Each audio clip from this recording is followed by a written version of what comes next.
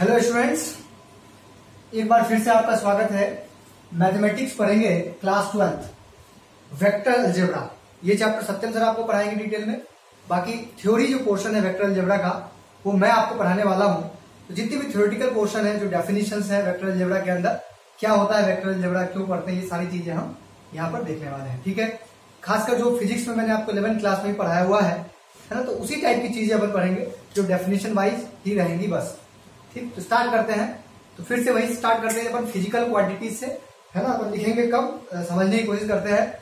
मैंने आपको बताया, पहले भी बताया है, फिजिकल क्वांटिटीज भौतिक राशि वे सभी क्वांटिटीज जिनका मेजरमेंट हम करते हैं, जिनका मेजरमेंट हम कर सकते हैं, वो सारी क्वांटिटीज क्या कहलाती है बेटा, फिजिकल क्वांटिटीज कहलाती है। वे राशियां जिनको हम माप सकते हैं उसको अपन क्या बोलते हैं, भौतिक राशियां कहते हैं। जैसे लंबाई है, एरिया है, जैसे मास है, फोर्स है, एक्सेलरेशन है, स्पीड है, तो ये सब के सब क्या है, फिजिकल क्वांटिटीज। ठीक, अब इससे आगे बढ़ते हैं। फिजिकल क्वांटिटीज के दो टाइप अपन पढ़ते हैं। क्योंकि मैथ्स है तो अपन टेंसर क्वांटिटी की बात ही नहीं यहाँ पर करेंगे। अपन सिर्फ किसकी बात करेंगे यहाँ पर, स्केलर क्वांटिटी और वेक्टर क्वांटिटी की बात करेंगे। तो स्केलर क्वांटिटी क्या होता है, वह क्वांटिटी जिसमें सिर्फ मैग्नीट्यूड की आवश्यकता होती है उसको अपन क्या बोलते हैं, स्केलर क्वांटिटी। और जिसमें मैग्नीट्यूड के साथ साथ डायरेक्शन की आवश्यकता होती है उसको अपन क्या बोलते हैं, वेक्टर क्वांटिटीज बोलते हैं, है ना। तो इसी को अपन थोड़ा समझते हैं कि स्केलर क्वांटिटीज में जैसे mass is a scalar quantity, इसी तरीके से स्पीड, और भी अपन वर्क की बात करते हैं, है ना। तो ये कैसे स्केलर क्वांटिटी कैसे हुआ ये, तो अगर कोई चीज जैसे कि मास है तो आपको पता है कि मास की जो यूनिट होती है वो केजी होती है। तो कोई भी चीज अपन खरीदते हैं, मान लीजिए कि चावल गेहूं कोई भी खरीदते हैं, तो जब 10 केजी अपन चावल लेते हैं तो अपन डायरेक्शन बताते हैं क्या दुकानदार को, अपन डायरेक्शन तो नहीं बताते कि 10 केजी आलू दे दो उत्तर डायरेक्शन में या दक्षिण डायरेक्शन में, ऐसा तो नहीं बोलते अपन। उसमें डायरेक्शन बोलने की आवश्यकता नहीं पड़ती। क्यों, क्योंकि वो मास है मतलब स्केलर क्वांटिटी है। ठीक, इसी तरीके से वर्क की भी डायरेक्शन नहीं होती, मतलब वो भी स्केलर क्वांटिटी है। डेंसिटी भी क्या है, स्केलर क्वांटिटी। तो ये सारी चीजें क्या है, स्केलर क्वांटिटी। लेकिन हमें क्या पढ़ना है, वेक्टर क्वांटिटी। वेक्टर क्वांटिटी में मैग्नीट्यूड के साथ साथ डायरेक्शन भी होती है। मैग्नीट्यूड के साथ साथ डायरेक्शन का क्या मतलब हुआ, जैसे सपोज करिए कि मेरे ऊपर फोर्स लग रहा है, मेरे ऊपर 10 न्यूटन का फोर्स लग रहा है, तो वो जो 10 न्यूटन का फोर्स लग रहा है तो उसका क्या प्रभाव हुआ। तो 10 न्यूटन बोलना सफिशिएंट नहीं, मतलब कंप्लीट सेंटेंस नहीं हुआ। मैंने बोला कि इस ऑब्जेक्ट के ऊपर 10 न्यूटन का फोर्स लगा है, तो ये सफिशिएंट सेंटेंस तब बनेगा जब मैं ये बोलूंगा कि 10 न्यूटन का फोर्स इस डायरेक्शन में लगा, या नॉर्थ डायरेक्शन में लगा, या वेस्ट डायरेक्शन में लगा, किस डायरेक्शन में लगा। जब तक हम डायरेक्शन नहीं बोलेंगे तब तक वह वैलिड नहीं होगा, तब तक वो कंप्लीट नहीं होगा, है ना। तो वेक्टर क्वांटिटी को बताने के लिए हमें मैग्नीट्यूड के साथ साथ डायरेक्शन की आवश्यकता होती है, तो उसको अपन क्या बोलते हैं, वेक्टर क्वांटिटी बोलते हैं। जैसे बहुत सारे इसके एग्जांपल्स बोल सकते हैं अपन, displacement, velocity, acceleration, force, torque, है ना, और बहुत सारी चीजें हो सकती है, मोमेंटम। ये सारी क्या है, स्केलर क्वांटिटी और वेक्टर क्वांटिटी की हमने बात की। देखो 3 बातें बताई मैंने आपको। सबसे पहला बताई फिजिकल क्वांटिटी, जिसको अपन मेजर कर सकते हैं उसको फिजिकल क्वांटिटी बोल सकते हैं। सारे फिजिकल क्वांटिटीज को अपन 2 पार्ट में बांटते हैं, स्केलर क्वांटिटी और वेक्टर क्वांटिटी। मुझे पता है कि आप लोगों ने 11th क्लास में वेक्टर में पढ़ा है, वेक्टर एनालिसिस चैप्टर जो अपन ने 11th क्लास में पढ़ा था उसमें अपन ये पढ़ा था। लेकिन फिर भी अपन इसको यहाँ पर, क्योंकि वेक्टर अलजेब्रा पूरा मैथ्स बहुत बड़ा चैप्टर है, इसको अपन पढ़ने वाले हैं, तो उससे पहले थोड़ा इंट्रोडक्शन दे दिया जाए वेक्टर अलजेब्रा के बारे में। ठीक, तो ये वेक्टर अलजेब्रा क्यों पढ़ा जा रहा है, मतलब क्यों इसकी आवश्यकता क्यों पड़ रही है, तो वो समझिए आप। जैसे सपोज करो कि आपको पता है कि 2 + 2 4 होता है, 2 - 2 0 होता है ना। 3 + 3 6, 3 - 3 0, 3 × 3 9 होता है ना। 4 को डिवाइड कर देंगे 2 से तो 2 होता है। तो ये सब आप बचपन से लेकर आज तक जोड़ना घटाना ये सब सारी चीजें पढ़ते हुए आ रहे हैं। तो ये सब अलजेब्रा के अंतर्गत पढ़ते हैं, चाहे वो जोड़ना है, घटाना है, गुना करना है या भाग करना है। ये सारी की सारी चीजें अपन जो पढ़ते थे वो अलजेब्रा कहलाता था, है ना। तो अभी तक जो अपन अलजेब्रा पढ़ रहे थे वो सिंपल अलजेब्रा की बात कर रहे थे। लेकिन आपको मैं बताऊं कि अगर मान लीजिए कि मेरे ऊपर, सपोज करो, मैं पहले एक एग्जांपल से स्टार्ट कर रहा हूँ, ठीक है। मेरे ऊपर 2 फोर्स लग रहा है। मान लीजिए कि मेरे ऊपर 10 न्यूटन का फोर्स लग रहा है और 2 न्यूटन का फोर्स, 2 लोग मेरे ऊपर फोर्स लगा रहे हैं। मेरे ऊपर 2 लोग फोर्स लगा रहे हैं, एक 10 न्यूटन का फोर्स लगा रहे हैं, एक 2 न्यूटन का फोर्स लगा रहे हैं। तो भाई एक सिंपल, अगर जब तक आपने वेक्टर अलजेब्रा नहीं पढ़ा है तब तक आपसे पूछा जाए कि 10 + 2 कितना, तो आप क्या बोलेंगे, 12 न्यूटन, 12 न्यूटन आंसर होगा। लेकिन मैं आपसे ये पूछ रहा हूं कि चूंकि force is a vector quantity, force क्या है, वेक्टर क्वांटिटी है, तो वेक्टर क्वांटिटी है तो 10 + 2 यहाँ पर 12 भी हो सकता है और भी कुछ हो सकता है। कैसे समझ में आ गई आपको। तो आपको मैं एक एग्जांपल यहाँ पर बता रहा हूँ कि अगर मेरे ऊपर 10 न्यूटन का फोर्स और 2 न्यूटन का फोर्स मान लो कि इस डायरेक्शन में लग रहा है, दोनों इसी डायरेक्शन में लग रहा है, तो सिंपल सी बात है कि 10 न्यूटन भी इधर लग रहा है और 2 न्यूटन भी इधर लग रहा है, तो मैं ओवरऑल जाऊंगा किधर, इधर क्यों नहीं जाऊंगा ना, तो वो 12 न्यूटन का फोर्स हो जाएगा। ठीक है, मतलब इस बार आपने क्या कर दिया, जोड़ दिया। लेकिन अगर मान लीजिए कि कोई मुझे 10 न्यूटन से इधर की ओर खींच रहा है और 2 न्यूटन से इधर की ओर खींच रहा है, तो आप थोड़ा कॉमन सेंस लगाइए यहाँ पर कि ओवरऑल क्या हो रहा है, मेरे ऊपर एक फोर्स इधर की ओर 10 न्यूटन से, मतलब ज्यादा फोर्स इधर की ओर लग रहा है, कम फोर्स इधर की ओर लग रहा है, मतलब मैं जाऊंगा तो इधर की ओर ही। लेकिन क्या मुझे आप ये बताइए कि मैं 10 न्यूटन से जाऊंगा क्या? नहीं, 10 न्यूटन और -2 न्यूटन से जाऊंगा। लेकिन एक ही ऑब्जेक्ट पर 2 फोर्स लग रहे थे, आपको माइनस करने के लिए किसने बोला? तो वेक्टर अलजेब्रा ने बोला। वेक्टर अलजेब्रा जब अपन पढ़ते हैं तो हमें ये पता होता है वहां पर कि जब हमारे ऊपर या किसी ऑब्जेक्ट के ऊपर 2 वेक्टर अपोजिट डायरेक्शन में वर्क करते हैं, तो जब हम उसका रिजल्टेंट निकालेंगे, समेशन करेंगे, तो एक्चुअल में वो उसका जो मैग्नीट्यूड होता है उसको हम माइनस कर देते हैं। ठीक है, तो ये सारी चीजें, जैसे 2 वेक्टर को अपन 2 अलजेब्रा में 2 क्वांटिटी को 2 नंबर को जब मल्टीप्लाई करते तो सिंपल अलजेब्रा से अपन करते थे तो आसानी से आंसर आ जाता। लेकिन चूंकि वेक्टर के अंदर डायरेक्शन भी होती है, 2 वेक्टर में जैसे कि मान लीजिए कि 2 न्यूटन फोर्स इधर है और 10 न्यूटन फोर्स इधर है, दोनों के बीच का एंगल 60 डिग्री है, तो इसको जब अपन मल्टीप्लाई करेंगे, 10 न्यूटन और 2 न्यूटन को जब मल्टीप्लाई करते तो वैसे तो 20 होगा, लेकिन जब अपन वेक्टर अलजेब्रा से मल्टीप्लाई करेंगे तो वेक्टर अलजेब्रा के अलग ही रूल होते हैं। ठीक है ना, तो अपन वेक्टर मल्टीप्लीकेशन करते हैं। मतलब ये होगा कि वेक्टर क्वांटिटी को जब प्लस किया जाएगा या माइनस किया जाएगा या मल्टीप्लाई किया जाएगा, तो ये सारी चीजें जो अपन पढ़ते हैं वो वेक्टर अलजेब्रा के अंतर्गत पढ़ते हैं, मैथ्स के अंदर। ठीक है, तो वेक्टर अलजेब्रा मैथ्स में एक अलग से पोर्शन है, तो उसी का इंट्रोडक्शन मैं देने के लिए आपको आया हूं। अगली क्लास से आपको सत्यम से पढ़ाने वाला हूं। ठीक है, तो वेक्टर अलजेब्रा में अभी अपन ने क्या पढ़ा कि जोड़ भी सकते हैं, घटा भी सकते हैं। 2 वेक्टर को जोड़ने का अलग तरीका होगा, घटाने का अलग तरीका होगा, मल्टीप्लाई करने का अलग तरीका होगा, तो कैसे? तो उन सबको समझने से पहले अपन समझते हैं कि वेक्टर को नोटेशन, मतलब वेक्टर होता क्या है एक्चुअल में। तो आपको मैंने पहले बोला कि किसी भी वेक्टर का के पास मैग्नीट्यूड भी और उसके पास डायरेक्शन भी होगा। ठीक है, लेकिन अब मैं उसका नोटेशन की बात करता हूं, उसको रिप्रेजेंटेशन की बात करता हूं। किसी भी वेक्टर को अपन एक लाइन से रिप्रेजेंट करते हैं, याद रखना, किसी भी वेक्टर को अपन एक लाइन से रिप्रेजेंट करते हैं और इसमें डायरेक्शन होती है ना, एक लाइन, और उस लाइन में एरो लगा दो आप, तो यही एक वेक्टर को रिप्रेजेंट करेगा। जैसे कि मान लीजिए कि ए वेक्टर है, ठीक, इसी तरीके से आप देख सकते हैं कि इस ए वेक्टर में कुछ ना कुछ लेंथ है ना, अगर ये ए वेक्टर है तो इसकी कुछ ना कुछ लेंथ है और इसकी कुछ ना कुछ डायरेक्शन है। ठीक है, तो यहाँ पर एक बात और याद रखेंगे, वेक्टर को, किसी वेक्टर को अपन बोल्ड लेटर में, जैसे कि बोल्ड लेटर में ए लिख दिया या बोल्ड लेटर में बी लिख दिया, तो आपको एरो लगाने की भी जरूरत नहीं है। ये ए वेक्टर कहा जाएगा, ये बी वेक्टर कहा जाएगा।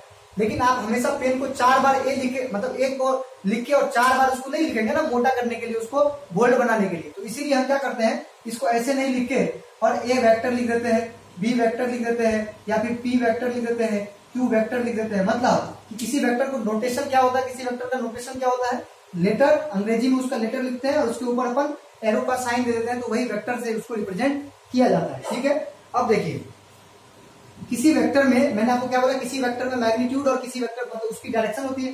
तो आप देखिए, अगर ये कोई वेक्टर है तो इसमें इसकी जो लेंथ होगी वो क्या होगा, उसका मैग्नीट्यूड होगा, और इसमें आप देख रहे हैं डायरेक्शन। ठीक है, तो यहाँ पर ए को क्या लिखेंगे, ये जो लिखा हुआ है इसको क्या पढ़ेंगे अपन, ए वेक्टर, क्या बोलेंगे इसको, ए वेक्टर है। ठीक है, इसी तरीके से, या फिर इसको वेक्टर ए भी बोल सकते थे अपन। ठीक, किसी भी वेक्टर का जो ये पॉइंट होता है इसको अपन क्या बोलते हैं, इनिशियल पॉइंट बोलते हैं। क्या बोलते हैं बेटा, इनिशियल पॉइंट, इनिशियल पॉइंट है ये। और ये क्या कहलाता है, टर्मिनल पॉइंट कहलाता है। ये क्या कहलाता है, टर्मिनल पॉइंट कहलाता है ना। थोड़ी देर के लिए ये जो आपने एरो बनाया, आप यहां भी बना सकते थे, ये एरो आप यहां भी बना सकते थे और आप एरो यहां भी बना सकते हैं। तो मैंने थोड़ी देर के लिए एरो यही बना दिया है ना। तो ये क्या कहलाएगा, टर्मिनल पॉइंट कहलाएगा। और इसको क्या बोलते हैं अपन, इनिशियल पॉइंट बोलते हैं। इसको ओरिजिन भी बोला जाता है और इसको हेड भी बोला जाता है, याद रखेंगे। ठीक है, इसको टेल भी बोला जाता है ना। तो ये हेड और ये टेल, इसको इनिशियल पॉइंट, इसको टर्मिनल पॉइंट, है ना। तो ये सारी चीजें इसका अपन बोल सकते हैं, इसके बारे में, इसका ये नामकरण इसका इस प्रकार से हम कर सकते हैं। ठीक, तो ये आप नोट कर सकते हैं इसको कि किसी वेक्टर में, मतलब अगर आज के बाद से मैं एक लाइन में आपको बोलूं तो आप बोल सकते हैं कि कोई लाइन जिसमें डायरेक्शन की भी बात की गई हो तो वही वेक्टर कहलाता है। ये आप समझ गए होंगे मेरे ख्याल से कि कोई लाइन है जिसमें डायरेक्शन हो उसको अपन क्या बोलते हैं, वेक्टर बोलते हैं। ठीक, चलिए आगे बढ़ते हैं। नोटेशन आप समझ गए कि इसको कैपिटल लेटर या स्मॉल लेटर में डिनोट करते हैं, उसके ऊपर एरो लगा देते हैं। ठीक, अब अगला टॉपिक की बात करते हैं। जो अब नेक्स्ट टॉपिक है तो वो क्या है, modulus of a vector. Modulus of a vector, किसी वेक्टर का जो मॉड्यूलस होता है वो क्या होता है। ठीक है, इसको अगर मैं मॉड्यूलस को और बोलूं तो इसको मैग्नीट्यूड भी बोल सकते हैं। मॉड्यूलस को ही क्या बोलेंगे, मैग्नीट्यूड बोलेंगे। ठीक, तो किसी भी वेक्टर का जो मॉड्यूलस हम निकालते हैं वो कैसे निकालते हैं, मान लीजिए कि ये कोई ए वेक्टर है तो इसका अगर मॉड्यूलस लिखेंगे, है ना, मॉड्यूलस ऑफ वेक्टर ए, इसको अपन ऐसे लिखते हैं ए वेक्टर और इसमें ऐसे बॉक्स बना देंगे, इसको अपन बोलते हैं मॉड्यूलस ऑफ वेक्टर ए। और इसका मतलब क्या होता है, इसका मतलब हुआ कि अगर ये कोई ए वेक्टर है तो वेक्टर के अंदर क्या है, इसका मैग्नीट्यूड मतलब इसकी लेंथ भी है और इसकी डायरेक्शन भी है, जो कि एरो डिनोट कर रहा है। तो अगर मैं मॉड्यूलस लिखूंगा तो मॉड्यूलस का मतलब होगा सिर्फ और सिर्फ उसका मैग्नीट्यूड, और सिर्फ और सिर्फ मैग्नीट्यूड को हम किससे डिनोट करेंगे, उसके अंदर मॉड लगा के, मतलब वेक्टर को मॉड लगा के डिनोट करेंगे। अच्छा, इसको लिखने का एक और तरीका होता है कि इसको आप सिर्फ ए लिख दोगे तो इसको भी मॉड्यूलस बोलते हैं। आप समझ गए होंगे। अगर आप मान लो सपोज करो कि आपको कोई वेक्टर पी है, इसका मॉड लिखना हो, इसका मॉड क्या लिखेंगे, मॉड्यूलस क्या लिखेंगे, मॉड्यूलस ऑफ पी वेक्टर। तो आप क्या लिखेंगे, मॉड्यूलस ऑफ पी वेक्टर को पी लिख के और इसमें ऐसा मॉड लगा देंगे, है ना। या फिर इसको अपन ऐसा भी लिख सकते हैं, समझ में आ गया होगा। इसी तरीके से मान लीजिए कि आपको मॉड्यूलस ऑफ वेक्टर क्यू लिखना हो, तो मॉड्यूलस ऑफ वेक्टर क्यू को आप कैसे लिखेंगे, ऐसा लिखेंगे और इसको फिर ऐसा लिख देंगे। मतलब ऐसा हुआ कि अगर किसी क्यू के ऊपर या पी के ऊपर या किसी लेटर के ऊपर एरो का साइड है तो वो वेक्टर ए वेक्टर बी इस साइड से कहलाता है। अगर उसमें मॉड्यूलस लगा देंगे तो उसको अपन मैग्नीट्यूड बोलेंगे, या मॉड्यूलस भी हटा दो एरो भी हटा दो तो भी वो मैग्नीट्यूड का मतलब क्या, लेंथ। ठीक, ये आप समझ गए होंगे। तो ये क्या था, मॉड्यूलस ऑफ अ वेक्टर। देखो अभी तक मैंने आपको क्या क्या बता दिया है। सबसे पहले मैंने आपको बताया कि फिजिकल क्वांटिटीज क्या होती हैं। फिजिकल क्वांटिटीज वो सारी क्वांटिटी जिसका अपन मेजरमेंट करते हैं वो कहलाती है फिजिकल क्वांटिटीज। दो प्रकार की होती है, स्केलर क्वांटिटी और वेक्टर क्वांटिटी। हम टेंसर की बात यहाँ पर नहीं करेंगे। स्केलर क्वांटिटी में सिर्फ मैग्नीट्यूड की बात करते हैं, वेक्टर क्वांटिटी में मैग्नीट्यूड के साथ साथ डायरेक्शन की भी बात करते हैं। ठीक है, तो स्केलर क्वांटिटी की अब बात यहाँ पर खत्म। क्योंकि स्केलर क्वांटिटी का स्केलर में अलजेब्रा पढ़ते हुए आ रहे हो, तो बचपन से पढ़ते हुए आ रहे हैं। यहाँ पर हम वेक्टर अलजेब्रा की बात करें तो आपको मैंने अभी डिटेल में बताया कि वेक्टर अलजेब्रा क्यों पढ़ रहे हैं, क्यों बोल रहे हैं इसको वेक्टर अलजेब्रा। क्योंकि दो वेक्टर को जोड़ना, घटाना, गुणा करना, ये सारी चीजें जो होती है वो अलग से एक रूल होता है, अलग से एक अलजेब्रा होता है, उसके द्वारा करते हैं। इसीलिए उसको क्या बोलते हैं, वेक्टर अलजेब्रा बोलते हैं। ठीक है, अब वेक्टर अलजेब्रा को पढ़ने से पहले आपको समझना होगा कि वेक्टर क्या होता है। तो मैंने आपको बोला है किसी भी वेक्टर को एक लाइन जिसमें डायरेक्शन हो उससे डिनोट करते हैं। अगर कोई लाइन होगा तो उसकी कुछ ना कुछ लेंथ होगी, तो उसको अपन बोलते हैं मॉड्यूलस। ठीक है, अब हम बात करते हैं अगला जो टॉपिक है अपना, उसको अपन बोलते हैं यूनिट वेक्टर। क्या बोलते हैं बेटा, यूनिट वेक्टर।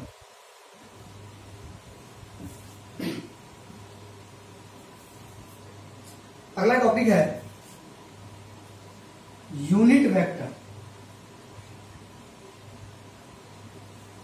यूनिट वेक्टर को हिंदी वाले को भी लेता हूं एकांक सदिश। यूनिट वेक्टर को हिंदी में क्या बोलेंगे, एकांक सदिश बोलेंगे, है ना। और ये क्या होता है वो देखिए, किसी को मान लीजिए कोई वेक्टर है, सपोज करिए कोई वेक्टर है ए। ठीक है, तो इसको तो अपन बोलेंगे वेक्टर ए। लेकिन अगर मुझे इसका यूनिट वेक्टर निकालना हो तो इसके यूनिट वेक्टर को कैसे लिखेंगे, unit vector along vector A, है ना। मतलब वेक्टर ए के अलॉन्ग यूनिट वेक्टर जो होगा उसको अपन ए लिख के इसके ऊपर कैप से डिनोट करते हैं। इसको बोलते हैं ए कैप। क्या बोलते हैं, ए कैप। तो किसी भी वेक्टर के डायरेक्शन में अगर मुझे यूनिट वेक्टर लिखना हो तो क्या होता है, ए कैप, मतलब उस पर कैप लगा के उसको डिनोट करते हैं। इसकी अगर डेफिनेशन की बात करें तो याद रखेंगे इसकी डेफिनेशन क्या लिखेंगे, the magnitude of unit vector, the magnitude of unit vector is 1। मतलब वह वेक्टर जिसका मैग्नीट्यूड 1 होता है ना, वह सदिश जिसका परिमाण 1 हो, एकांक हो, उसको अपन क्या बोलते हैं, यूनिट वेक्टर बोलते हैं। और किसी भी यूनिट वेक्टर को अपन कैप लगा के डिनोट करते हैं। तो याद रखेंगे किसी भी यूनिट वेक्टर को अपन किससे डिनोट करते हैं, कैप लगा के डिनोट करते हैं। तो अगर मैं आपसे पूछूं कि बताओ कि ए कैप का मैग्नीट्यूड क्या होगा, तो आप क्या लिखेंगे, 1 लिखेंगे। क्यों लिखेंगे 1, क्योंकि ये यूनिट वेक्टर, यूनिट वेक्टर का मैग्नीट्यूड क्या होता है बेटा, 1 होता है। ठीक, इसको भी आप लोग जल्दी से नोट कर लीजिए, यूनिट वेक्टर का मैग्नीट्यूड क्या होता है, 1 होता है। ठीक, अब मैं आपको इसके बाद जो टॉपिक बताऊंगा, देखो अभी हाल फिलहाल में मैंने आपको दो टॉपिक बताया, एक बताया मॉड्यूलस ऑफ वेक्टर और दूसरा बताया यूनिट वेक्टर। ठीक है, तो मॉड्यूलस से हम किसको डिनोट कर रहे थे, उसके मैग्नीट्यूड को रिप्रेजेंट कर रहे थे। और मैंने आपको क्या बोला कि ये जो यूनिट वेक्टर है इससे हम डायरेक्शन को रिप्रेजेंट करते हैं। तो देखिए आप ध्यान से यहाँ पर, चलिए इसको आप नोट कर लीजिए जल्दी से। ये नोट कर लिया तो आप नेक्स्ट आगे बढ़ते हैं, जल्दी से नोट करिए इसको। वीडियो आप रोक लेना और अगर आपको नोट करना हो तो वहां पर आप पॉज करके भी देख सकते हैं। देखिए आपको मैंने आपका उन सब का समरी बता रहा हूँ, जो अभी इसका पिछला टॉपिक पढ़ा और अभी का टॉपिक पढ़ा, उनका समरी में बता रहा हूँ कि मान लीजिए कि कोई ये वेक्टर है, मान लीजिए कोई वेक्टर है ए। ठीक है, तो आप मुझे बताओ कि ए वेक्टर का मतलब क्या, ए वेक्टर का मतलब, वेक्टर की डेफिनेशन ही क्या थी, वेक्टर की डेफिनेशन थी कि जिसका मैग्नीट्यूड और जिसमें डायरेक्शन हो। तो अगर ए वेक्टर है तो इसको अपन क्या लिखेंगे, ए वेक्टर का मैग्नीट्यूड और ए वेक्टर की डायरेक्शन। तो डायरेक्शन को अपन यूनिट वेक्टर से लिखते हैं, याद रखना। है ना। तो ए वेक्टर बराबर क्या हो जाएगा, उसका मैग्नीट्यूड और उसकी डायरेक्शन। और अगर आपको यहां से ए कैप निकालना हो तो ए कैप बराबर आप क्या लिख सकते हैं, ए वेक्टर और अपॉन उसका मैग्नीट्यूड, है ना। ए वेक्टर और अपॉन उसका मैग्नीट्यूड हो जाएगा। समझ में आ गया होगा ये आपको, है ना। तो इसमें ये क्या है, मॉड्यूलस है। मॉड्यूलस को अपन क्या बोलते हैं, मैग्नीट्यूड बोलते हैं। ये क्या है, unit vector along the vector A. तो इसको अपन डायरेक्शन से शो करते हैं। किसी भी वेक्टर को, जैसे ऐसा नहीं कि ये सिर्फ ए वेक्टर के लिए हम बात कर रहे हैं। अगर मान लीजिए कोई वेक्टर है ए बी, आप ध्यान से देखेंगे, अगर सपोज कर लीजिए कोई वेक्टर है ए बी, तो ए बी वेक्टर को अपन क्या लिखेंगे, ए बी वेक्टर का मैग्नीट्यूड और ए बी वेक्टर की डायरेक्शन। इसी तरीके से कोई वेक्टर है मान लीजिए पी क्यू, इसको क्या लिखेंगे, पी क्यू वेक्टर का मैग्नीट्यूड और पी क्यू वेक्टर की डायरेक्शन। तो इसी तरीके से अपन आगे बढ़ते हैं, है ना। किसी भी वेक्टर को, मतलब अभी तक जो भी पढ़ा ना उसमें से यही एक पॉइंट अपन ने पढ़ा है कि वेक्टर क्या होता है, जिसमें मैग्नीट्यूड और उसमें डायरेक्शन हो। तो वेक्टर का मतलब उसका मैग्नीट्यूड और उसकी डायरेक्शन होगी। देखो ये वेक्टर है ए बी, तो ए बी का मैग्नीट्यूड और उसकी डायरेक्शन, है ना। मैग्नीट्यूड का मतलब क्या होता है, उसका परिमाण, उसकी लेंथ को ही अपन क्या बोलेंगे, मैग्नीट्यूड बोलेंगे। ठीक, चलिए ये तो आपने देख लिया, कैप लगा देंगे तो वो क्या कहलाएगा, यूनिट वेक्टर कहलाएगा। ठीक, तो आप मुझे बताओ कि जब भी अपन कोऑर्डिनेट एक्सेस की बात करते हैं, तीन कोऑर्डिनेट एक्सेस की बात करते हैं, एक्स एक्सिस, वाई एक्सिस और जेड एक्सिस। आप सबको पता है ना, चूंकि ये मैथ्स अपन पढ़ रहे हैं तो यहाँ पर बहुत ही इंपॉर्टेंट है ये एक्स एक्सिस, वाई एक्सिस और ये जेड एक्सिस। ये रहा आपका एक्स एक्सिस, ये रहा आपका वाई एक्सिस और ये रहा आपका जेड एक्सिस। ठीक है, तो चूंकि मैथ्स में अपन इन्हीं का ज्यादा यूज करेंगे, तो आप मुझे बताओ कि जब भी अपन एक्स एक्सिस की डायरेक्शन, एक्स एक्सिस की तरफ डायरेक्शन लेंगे या वाई एक्सिस की तरफ डायरेक्शन लेंगे या जेड एक्सिस की तरफ डायरेक्शन लेंगे, तो याद रखना इसको आप आई कैप, जे कैप और के कैप से डिनोट करते हैं। याद रखना एक्स एक्सिस की डायरेक्शन को अपन किससे डिनोट करते हैं, आई कैप। तो याद रखेंगे unit vector along x axis, है ना। इसको क्या बोलते हैं, unit vector along x axis, unit vector along x axis, है ना। इसको अपन क्या बोलेंगे, आई कैप से डिनोट करेंगे। इसी तरीके से इसको बोलेंगे unit vector along Z axis. ये क्या है, unit vector along Z axis है। और तीसरा क्या होता है, ये वाई एक्सिस है, तो इसको क्या बोलेंगे, unit vector along Y axis. ठीक है ना। तो एक्स एक्सिस की डायरेक्शन को अपन आई कैप से डिनोट करते हैं और जेड एक्सिस की डायरेक्शन को अपन किससे डिनोट करते हैं, के कैप से डिनोट करते हैं। और वाई एक्सिस की डायरेक्शन को हम किससे डिनोट करते हैं, जे कैप से डिनोट करते हैं। तो याद रखना, है ना, कैप लगा हुआ है मतलब ये यूनिट वेक्टर की बात की जा रही है और यूनिट वेक्टर का मतलब डायरेक्शन की बात की जा रही है। तो आप यहाँ पर ये भी समझ गए होंगे कि चाहे वो आई कैप हो उसका भी मैग्नीट्यूड 1 होता है, चाहे वो जे कैप हो उसका भी मैग्नीट्यूड 1 होता है, चाहे वो के कैप हो इसका भी मैग्नीट्यूड क्या होता है, 1 होता है। तो याद रखेंगे इस पॉइंट को भी कि आई कैप का मैग्नीट्यूड, जे कैप का मैग्नीट्यूड और के कैप का मैग्नीट्यूड क्या होता है बेटा, 1 होता है। ठीक, चलिए अब आगे बढ़ते हैं। इसको आप लोग नोट कर लिए होंगे, जल्दी इसको नोट कर लीजिए, फिर अपन आगे बढ़ते हैं।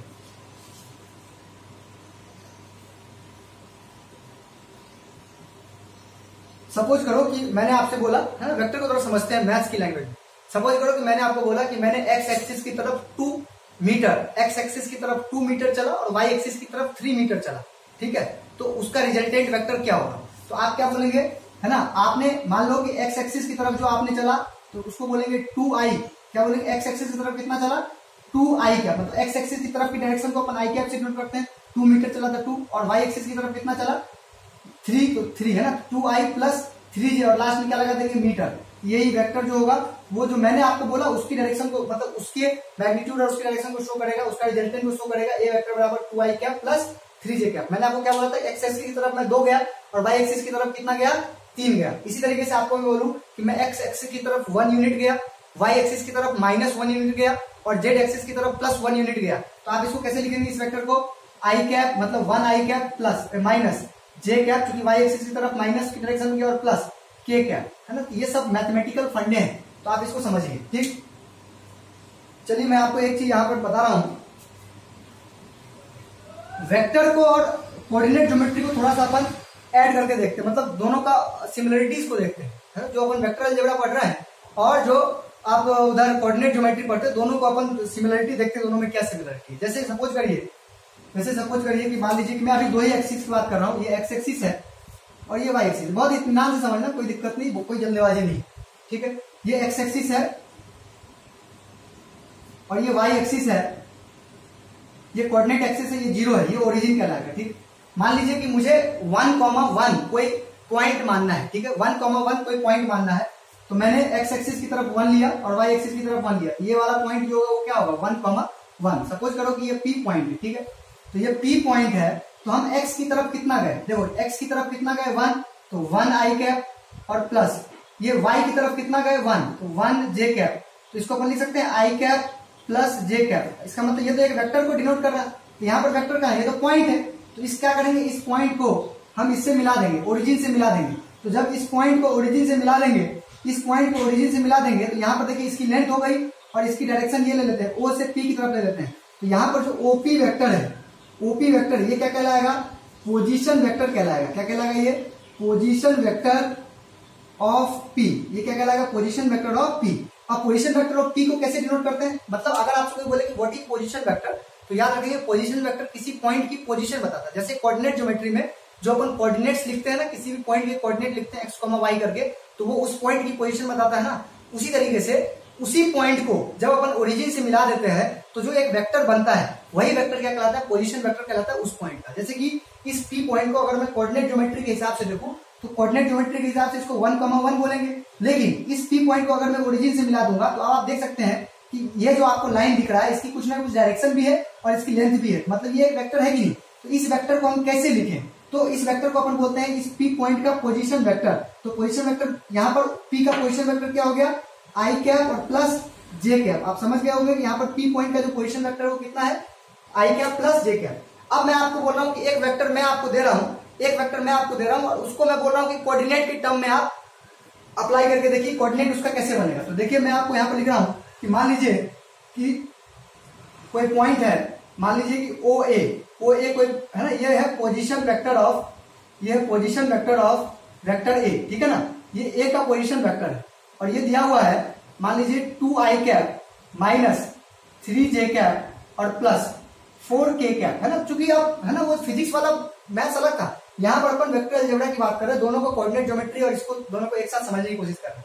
जैसे कि लिखा हुआ है 2 आई कैप माइनस 3 जे कैप प्लस 4 के कैप। तो आप समझ गए कि ये जो ये पॉइंट होगा वो कहाँ होगा।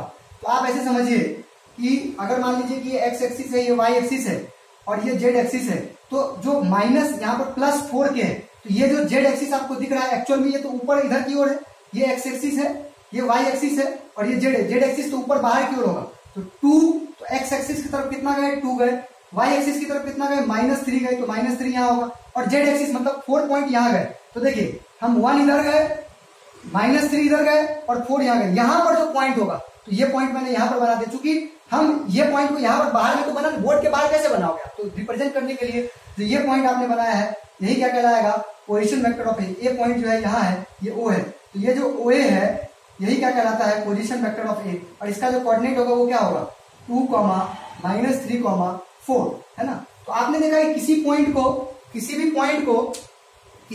को हम पोजीशन वेक्टर के टर्म में कैसे लिखते हैं या फिर किसी भी पोजीशन वेक्टर को हम पॉइंट के टर्म में कोऑर्डिनेट ज्योमेट्री में कैसे लिखते हैं, ठीक है। इसी के साथ आप लोगों ने डिस्टेंस फार्मूला भी पढ़ा होगा। डिस्टेंस फार्मूला आप लोगों ने पढ़ा होगा, अगर आपको याद हो डिस्टेंस फार्मूला क्या होता है, डिस्टेंस डी बराबर अंडर द रूट ऑफ, मान लीजिए कि x1, y1 और x2, y2, मान लीजिए कि दो पॉइंट है x1, y1 और x2, y2 दो पॉइंट है और इनके बीच की डिस्टेंस d है।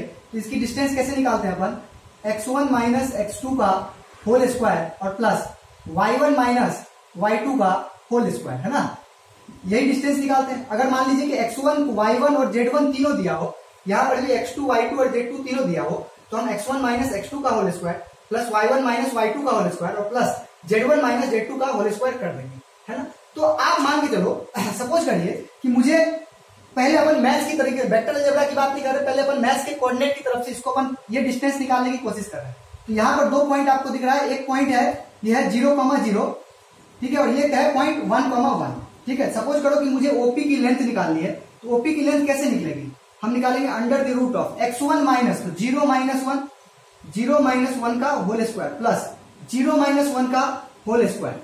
तो आप देख सकते हैं यहाँ पर कि -1 का स्क्वायर तो +1 ही होता है, तो 1 और फिर यहाँ पर -1 का स्क्वायर क्या होता है 1 होता है, तो ये हो जाएगा under the root of 2 unit, under the root of 2 unit, ठीक। ये तो आपने ये कोऑर्डिनेट ज्योमेट्री के हिसाब से ये ओपी निकाला। लेकिन अगर मैं वेक्टर अलजेब्रा की बात करूंगा तो वेक्टर अलजेब्रा में ओपी क्या है, ओपी वेक्टर की लेंथ है ना। अगर मैं इसके ऊपर एरो नहीं लगाऊंगा, इसका मतलब क्या है, ये मैग्नीट्यूड है, मैंने आपको बताया था ना, मैग्नीट्यूड में एरो के साथ या तो आप मॉडुलस लगा दो या फिर कुछ मत लगाओ, तो वो क्या कहलाता है, मैग्नीट्यूड कहलाता है।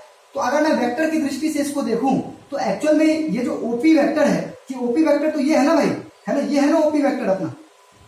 तो आप याद रखेंगे कि अगर कोई वेक्टर, आप ध्यान से देखना बेटा, अगर कोई वेक्टर दिया हुआ है x I cap plus Y J cap, है ना, याद रखेंगे इसको। ये सपोज कर लिए कोई वेक्टर है, ए वेक्टर बराबर दिया हुआ है, ये x I cap plus Y J cap दिया हुआ है। तो इसका जो मैग्नीट्यूड निकालते हैं वो निकालते हैं कैसे, under the root of X square plus Y square, इससे निकालते हैं। याद रखना ये वेक्टर अलजेब्रा का कॉन्सेप्ट है। अगर वेक्टर के अंदर कोई वेक्टर दिया हुआ है ए बराबर X I cap plus Y J cap, तो इसका जो मैग्नीट्यूड हम निकालते हैं, मॉडुलस निकालते हैं, वो कैसे निकालते हैं, under the root of X square plus Y square. तो अगर मैं इसको हम एक पोजीशन वेक्टर माने और इसका मैग्नीट्यूड निकाले, तो ओपी का मैग्नीट्यूड कैसे निकलेगा, ओपी का मैग्नीट्यूड किसके निकलेगा, आई के आगे क्या है 1, तो 1 का स्क्वायर और प्लस जे के आगे क्या है 1 का स्क्वायर बराबर 1 का स्क्वायर क्या 1 और प्लस 1 का स्क्वायर क्या 1। यहां से भी क्या है, रूट 2 यूनिट आया कि नहीं। तो आपने देखा कि कोऑर्डिनेट ज्योमेट्री में जो पॉइंट 1,1 हुआ करता था, कोऑर्डिनेट ज्योमेट्री में जो 1,1 होता था, तो उसको अगर मैं ओरिजिन के साथ डिस्टेंस निकालता हूं तो वो कितना निकल के आ रहा था, रूट 2 यूनिट निकल के आ रहा था। और इसी के साथ मैंने आपको बताया कि ये जो पॉइंट 1,1 है, ये एक्चुअल में क्या है, ये इस पॉइंट की पोजीशन वेक्टर को बता रहा है। अगर इस पॉइंट पी को हम ओरिजिन से जोड़ देंगे तो यही वेक्टर जो है उसके पोजीशन वेक्टर को बताएगा। और अगर कोई वेक्टर है तो उसका कुछ ना कुछ मैग्नीट्यूड होगा, मतलब उसकी कुछ ना कुछ लेंथ होगी। तो अगर वेक्टर के हिसाब से देखा जाए, वेक्टर अलजेब्रा के हिसाब से देखा जाए, तो किसी भी वेक्टर का जो मैग्नीट्यूड निकालते हैं वो कैसे निकालते हैं, under the root of X square plus Y square. तो आप देख सकते हैं यहाँ पर जो इसका मैग्नीट्यूड है वो भी रूट 2 यूनिट आएगी। तो दोनों से सेम आएगी। तो मैथ तो मैथ से, चाहे आप कोऑर्डिनेट ज्योमेट्री पढ़े या वेक्टर अलजेब्रा पढ़े, आंसर तो सेम आना ही था। उसी तरीके से आप देख सकते हैं कि ये वेक्टर है, ये वेक्टर है, आप देखिए 2i cap minus 3j cap plus, पहले अपन ने वेक्टर के हिसाब से इसका हमने मैग्नीट्यूड निकाला, ओ ए वेक्टर का हमने क्या निकाला, मैग्नीट्यूड निकाला। तो इसका मैग्नीट्यूड कैसे निकलेगा, अंडर द रूट ऑफ 2 का स्क्वायर प्लस माइनस 3 का स्क्वायर, है ना, माइनस 3 का स्क्वायर और प्लस 4 का स्क्वायर। तो आप क्या करेंगे, 2 का स्क्वायर कितना होता है 4, माइनस 3 का स्क्वायर कितना होता है 9 और 4 का स्क्वायर कितना होता है 16। तो 16 प्लस 4 20 और plus 9 29, under the root of 29 unit. तो ये आपने क्या निकाला, ये जो ओए वेक्टर था, मतलब ए पॉइंट का पोजीशन वेक्टर क्या था, पोजीशन वेक्टर कैसे निकालते हैं, जिस पॉइंट का आपको पोजीशन वेक्टर निकालना हो उस पॉइंट को आप ओरिजिन से मिला देते हैं और अब जो वेक्टर बना है। अच्छा एक बात और, चूंकि ये 2D प्लेन में बनाया गया है तो एक्चुअल में जो ये पॉइंट है वो यहाँ पर है। आप समझ रहे हो, 3D समझने की कोशिश करो। 3D कैसे समझेंगे, जैसे 2 है तो हमने एक्स एक्सिस पर 2 लिया, वाई एक्सिस पर -3 लिए, नीचे गए, और जेड एक्सिस पर बाहर की ओर आएंगे ना यहाँ पर, लेकिन अब यहाँ पर बना नहीं सकते पॉइंट, इसलिए मैंने पॉइंट को यहाँ पर बनाया। सपोज करो कि ये ए पॉइंट यहाँ पर है तो इसको ओरिजिन से हमने मिला दिया, तो इसकी लेंथ कुछ ना कुछ होगी ना, तो वही लेंथ हमने निकाला। कैसे, ओ ए का मैग्नीट्यूड, ये ओ ए वेक्टर नहीं उसका मैग्नीट्यूड है। ठीक, अब अपन कोऑर्डिनेट ज्योमेट्री की मदद से निकालते हैं। तो कोऑर्डिनेट ज्योमेट्री की मदद से निकालेंगे तो ये पॉइंट क्या है 0,0,0। ठीक, तो इसके बीच का डिस्टेंस निकालेंगे। अगर इसके बीच का डिस्टेंस निकालेंगे, मान लीजिए ओ ए, तो ओ ए निकालेंगे तो क्या हो जाएगा, under the root of x1 minus x2 का स्क्वायर, मतलब 0 माइनस 2 का स्क्वायर प्लस 0 माइनस 3 का होल स्क्वायर प्लस 0 माइनस 4 का होल स्क्वायर। यही करेंगे तो आप देख सकते हैं यहाँ पर -2 का स्क्वायर कितना होता है 4 होता है, प्लस माइनस प्लस 3 का स्क्वायर क्या होता है 9 होता है, और -4 का स्क्वायर कितना होता है 16 होता है। इसको जोड़ देंगे तो हो जाएगा under the root of 29 unit. तो आप देख रहे हैं कि कोई भी पॉइंट, जो कोऑर्डिनेट ज्योमेट्री में अपन पॉइंट बता रहे थे, जिसको कोऑर्डिनेट ज्योमेट्री के अंदर अपन जिसको पॉइंट बता रहे थे, उसी पॉइंट को जब अपन ओरिजिन से मिला देते हैं और जो वेक्टर बनके तैयार होता है, उसी पॉइंट को, उसी वेक्टर को अपन क्या बोलते हैं, पोजीशन वेक्टर को बोलते हैं। ठीक, तो देखो अपन ने कोऑर्डिनेट ज्योमेट्री से भी देखा और वेक्टर अलजेब्रा से भी देखा कि कोई भी जो पॉइंट होता है, कोऑर्डिनेट एक्सिस पर जो कोई भी पॉइंट होता है वही पोजीशन को दिखाता है, वो पॉइंट उस पॉइंट की पोजीशन को दिखाता है। अगर मैं कोऑर्डिनेट ज्योमेट्री की बात करूं तो कोऑर्डिनेट ज्योमेट्री के हिसाब से वो एक्स एक्सिस से कितना दूर है, वाई एक्सिस से कितना दूर है और जेड एक्सिस से कितना दूर है, उस पॉइंट की पोजीशन को बताता है। और अगर मैं वेक्टर अलजेब्रा की बात करूंगा तो वो पॉइंट अगर ओरिजिन से मिला दिया जाए तो जो वेक्टर बनके तैयार हो रहा है वही पोजीशन वेक्टर कहलाता है, मतलब उस पॉइंट की पोजीशन को शो करता है। ठीक, तो अगर मान लीजिए, अब बहुत सिंपल सी लैंग्वेज बात कर रहे हैं, चलो ये तो आपने नोट कर लिया होगा, ये आप देख लीजिए एक बार, अगर आपने इसको नोट नहीं किया है तो। अच्छा, ये फॉर्मूला कहां से है, इसी फॉर्मूला का एक्सटेंड रूप है। अगर मान लीजिए कि यहाँ पर z1 x1, y1, z1 और x2, y2, z2 दिया हुआ है, तो x1 माइनस x2 का whole square plus y1 minus y2 का होल स्क्वायर और प्लस z1 माइनस z2 का होल स्क्वायर करते तो डिस्टेंस आ जाता है। ठीक है, डिस्टेंस फॉर्मूला अपन जिसको बोलते हैं। चलिए इसको मिटाते हैं।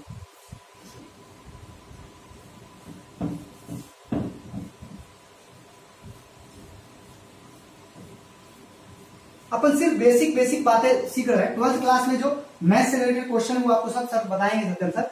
मैं आपको ये बताने की कोशिश कर रहा हूँ कि जो उसमें जब अपन पढ़ेंगे ना आगे तो आपको कोई तकलीफ ना हो, कुछ भी दिया हुआ हो आपको आप आसानी से उसको समझ जाए। ठीक, तो आप जैसे देखिए अब आपको कोई बोले कि भाई 2,-1,6, इसको आप, ये कोई पॉइंट है P, अगर इसको आप पोजीशन वेक्टर के टर्म में लिखेंगे तो क्या लिखेंगे, OP वेक्टर इक्वल्स टू क्या लिखेंगे, 2i cap minus j cap और प्लस 6k कैप। तो जब भी आपको पूरे वेक्टर चैप्टर में जब भी आपको इस टाइप का कुछ दिखे तो आप अपने दिमाग को चलाएंगे और वहां पर आप समझ जाएंगे कि एक्चुअल में ये P पॉइंट 2,-1,6 को बता रहा है। अगर कोई आपसे बोले कि मान लीजिए Q है, Q को दिखाया गया है 3,6,-2, तो आप फटाक से समझ जाएंगे कि एक्चुअल में ये एक पोजीशन वेक्टर OQ को रिप्रेजेंट कर रहा है, जिसका मतलब है 3i cap plus 6k cap और -6j कैप और -2k कैप। अरे समझ रहे हो कि नहीं? तो मतलब अगर आपसे कोई बोले कि P और Q के बीच का डिस्टेंस निकालो, तो P और Q के बीच का डिस्टेंस निकालेंगे तो आप डिस्टेंस फार्मूला से भी निकाल सकते हैं। और OP और OQ, तो OP से Q पॉइंट ये इसको डिस्प्लेसमेंट वेक्टर से निकाल सकते हैं, है ना? तो आसानी से आप उनके बीच का डिस्टेंस निकाल सकते हैं। अगर आपसे पूछे कि इसका ओरिजिन के साथ डिस्टेंस क्या होगा, तो इसको आप ओरिजिन के साथ डिस्टेंस निकालेंगे तो आप डायरेक्ट इसका क्या निकाल लेंगे, मॉडुलस निकाल लेंगे। मेरे ख्याल से आपको बात समझ में आ गई। मैंने आपको सिर्फ इतना बताया है कि किसी भी वेक्टर को अपन कैसे कोऑर्डिनेट पॉइंट में लिखते हैं और कोऑर्डिनेट पॉइंट को कैसे वेक्टर पॉइंट में लिखते हैं। ठीक है, आई कैप, जे कैप और के कैप क्या होता है ये भी आपने देख लिया यहाँ पे। चलिए वापस इस पे आते हैं, कुछ देर में अपन वापस इस पे आ जाएंगे। अभी तक मैंने आपको क्या क्या बता दिया भाई, तो देखो मैं आपको एक बार फिर से रिवाइज करवा देता हूँ। सबसे पहले मैंने आपको बताया कि फिजिकल क्वांटिटी क्या होती है। सबसे पहले मैंने आपको बताया कि फिजिकल क्वांटिटी क्या होती है जिसका मेजरमेंट कर सकते हैं ना। उसके बाद मैंने आपको बताया कि दो प्रकार का होता है, स्केलर और दूसरा क्या होता है, वेक्टर, है ना। इसको अपन हम सिंपल अलजेब्रा से सॉल्व करते हैं, सिंपल जो अलजेब्रा पढ़ते हैं उससे सॉल्व करते हैं, और जो इसके कोई भी अपन सब्सट्रैक्शन एडिशन ये सब करते हैं वो वेक्टर अलजेब्रा के अंतर्गत पढ़ते हैं। और ये वेक्टर अलजेब्रा में मैंने आपको बताया कोई भी वेक्टर जो होता है वो एक लाइन होता है एक्चुअल में, है ना। और अगर मैं इसके मॉड्यूलस को लिखना चाहूं तो इसका मॉड्यूलस कैसे लिखेंगे, ऐसे या फिर सिर्फ ऐसे, तो आप समझ गए होंगे ये मॉड्यूलस है। और अगर मैं इसका डायरेक्शन यूनिट वेक्टर लिखना चाहूं तो unit vector along vector A, तो इसको अपन कैसे लिखेंगे, ए कैप से लिखेंगे। और मैंने यहाँ पे एक फॉर्मूला भी आपको बताया कि ए कैप इक्वल्स टू क्या होगा, ए वेक्टर और अपॉन उसका मैग्नीट्यूड। बहुत जगह ये फॉर्मूला यूज होगा मैथ्स में, बहुत जगह ये फॉर्मूला आपका यूज होने वाला है। अभी जो अपन पढ़ेंगे मैथ्स वेक्टर अलजेब्रा, तो उसमें बहुत जगह ये फॉर्मूला यूज होगा, इसको ध्यान से याद रखेंगे। ठीक, उसके बाद मैंने आपको क्या बताया कि कोई भी जो यूनिट वेक्टर होता है उसका मैग्नीट्यूड क्या होता है, 1 होता है। इसके बाद मैंने आपको क्या बताया कि X axis unit vector along X axis, इसको अपन आई कैप से लिखते हैं। Unit vector along Y axis, इसको हम जे कैप से लिखते हैं। और unit vector along Z axis, इसको अपन के कैप से लिखते हैं, है ना। किसी भी पॉइंट का पोजीशन वेक्टर जो होता है, किसी भी पॉइंट का जो पोजीशन वेक्टर, जैसे मान लीजिए लिखा हुआ है ओपी, इसको बोलेंगे position vector of P vector. O A, इसको बोलते हैं position vector of A vector, है ना। इसको स्मॉल पी से भी डिनोट कर सकते हैं, पी वेक्टर से, और इसको अपन स्मॉल ए वेक्टर से भी डिनोट कर सकते हैं। ये भी आप याद रखेंगे। ये सारी बातें मैंने अभी तक आपको बता दी। चलिए इससे आगे बढ़ते हैं, और इससे आगे जब अपन बढ़ेंगे तो सबसे पहले अपन पढ़ते हैं टाइप्स ऑफ वेक्टर्स। ठीक, टाइप्स ऑफ वेक्टर्स पे बढ़ते हैं अपन। टाइप्स ऑफ वेक्टर क्या होता है, कितने प्रकार का वेक्टर अपन पढ़ने वाले हैं, तो उसकी बात करेंगे। जिसमें आपको यूनिट वेक्टर मैंने आपको बता दिया। यूनिट वेक्टर में मैंने आपको क्या बताया, यूनिट वेक्टर में मैंने आपको बताया जिसका मैग्नीट्यूड क्या हो जाए, यूनिट हो जाए, 1 हो जाए, उसको अपन यूनिट वेक्टर बोलते हैं। कैप लगा के डिनोट करते हैं उसको, ठीक है।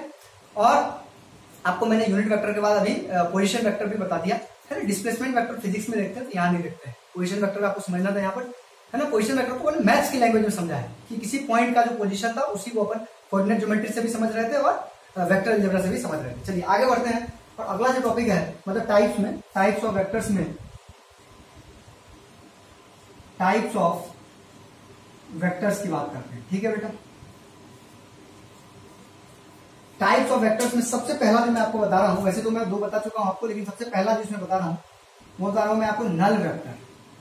नल वेक्टर, इसी को अपन क्या बोलते हैं, जीरो वेक्टर बोलते हैं। भैया हिंदी मीडियम वालों को अगर समझ में नहीं आया तो आप बाद में कॉल वॉल कर लेना मेरे से। बस एक दो टर्म में आपको दिक्कत आ सकती है, जैसे जीरो वेक्टर शून्य सदिश कहलाता है, नल वेक्टर है ना, नल को हिंदी में नल वेक्टर ही बोलेंगे, शून्य सदिश या नल वेक्टर बोलेंगे, ठीक।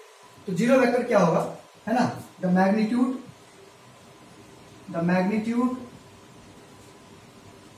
इज जीरो, जिसका मैग्नीट्यूड क्या हो, zero.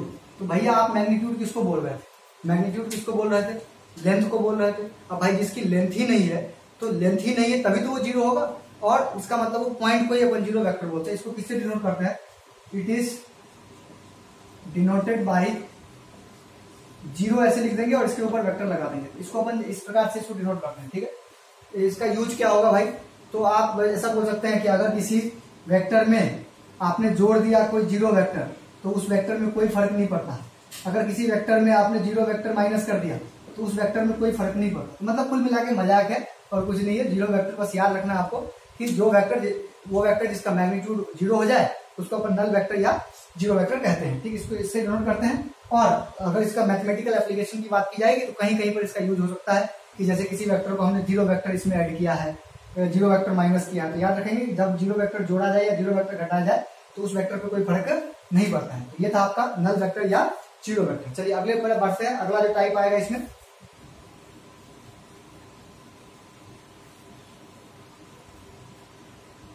Proper vector.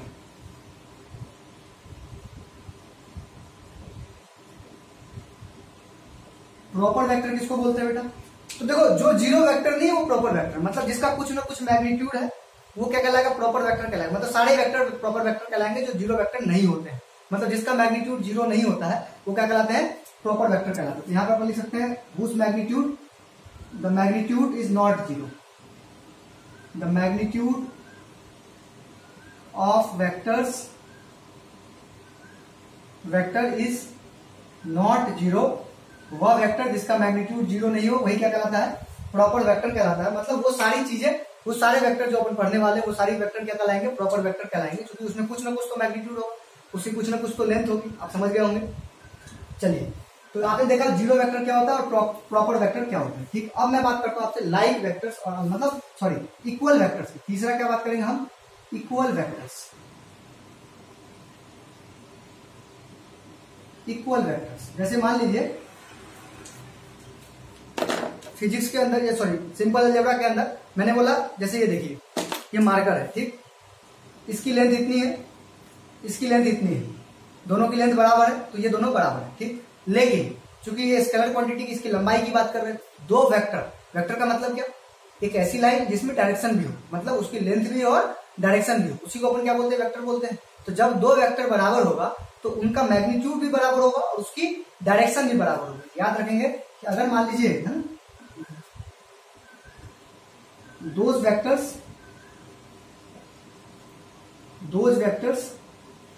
which have equal magnitude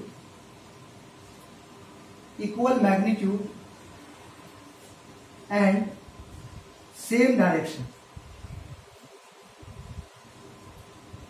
वो वेक्टर जिनके इक्वल मैग्नीट्यूड हो और सेम डायरेक्शन को क्या कहलाते हैं, इक्वल वेक्टर्स कहलाते हैं। जैसे सपोज कर लीजिए कि ये कोई है ना, थोड़ा सा मैं जानबूझ के बनावट रहा कह रहा हूं, ठीक। ये कोई ए वेक्टर है और ये मान लीजिए कोई बी वेक्टर है, तो आप देख सकते हैं कि इनकी जो लेंथ है वो क्या है, बराबर है, और इनकी डायरेक्शन क्या है, सेम है।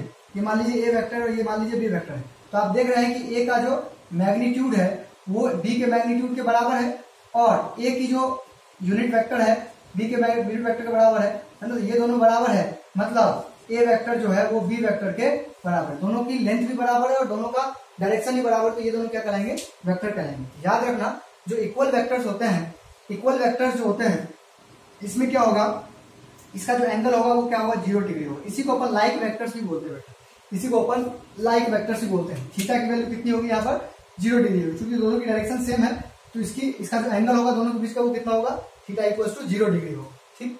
ये भी आप समझ गए होंगे। चलिए नेक्स्ट बढ़ते हैं।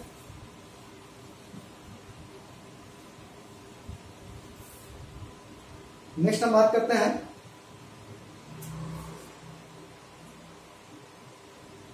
अनलाइक, मतलब सॉरी अपोजिट वेक्टर्स। हम किसकी बात करते हैं, अपोजिट वेक्टर्स की बात करते हैं। अपोजिट वेक्टर्स क्या होंगे? जिनका इक्वल लेंथ तो हो। द वेक्टर्स हैविंग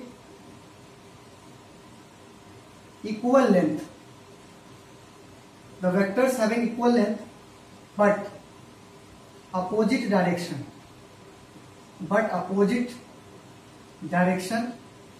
उसको अपन क्या बोलेंगे? अपोजिट वेक्टर्स बोलेंगे, है ना। वो वेक्टर जिनकी लेंथ तो इक्वल हो लेकिन डायरेक्शन क्या हो? अपोजिट हो। जैसे कि मान लीजिए कि ये कोई वेक्टर है और ये कोई वेक्टर है, तो देखिए ये ए वेक्टर है और ये बी वेक्टर है, ठीक। तो आप देख सकते हैं कि इसका जो मैग्नीट्यूड है वो तो बराबर है, लेकिन इसकी डायरेक्शन क्या है? अपोजिट है। इसकी डायरेक्शन क्या है? ए की जो डायरेक्शन है वो बी की डायरेक्शन के अपोजिट है ना। तो अपन एक्स लाइन अगर लिखे तो लिख सकते हैं कि ए वेक्टर जो है वो minus of B vector, minus यहाँ पर क्या बता रहे हैं? डायरेक्शन बता रहे हैं। इसको अपन नेगेटिव वेक्टर्स भी बोलते हैं। इसको क्या बोलते हैं? नेगेटिव वेक्टर्स ही बोलते हैं। और इसमें जो थीटा की वैल्यू होती है वो कितना होती है? 180 डिग्री होती है। याद रखेंगे कि जो अपोजिट वेक्टर्स होते हैं उसमें थीटा की वैल्यू कितनी होती है? 180 डिग्री होती है। चलिए आगे बढ़ते हैं। अब अपन बात करते हैं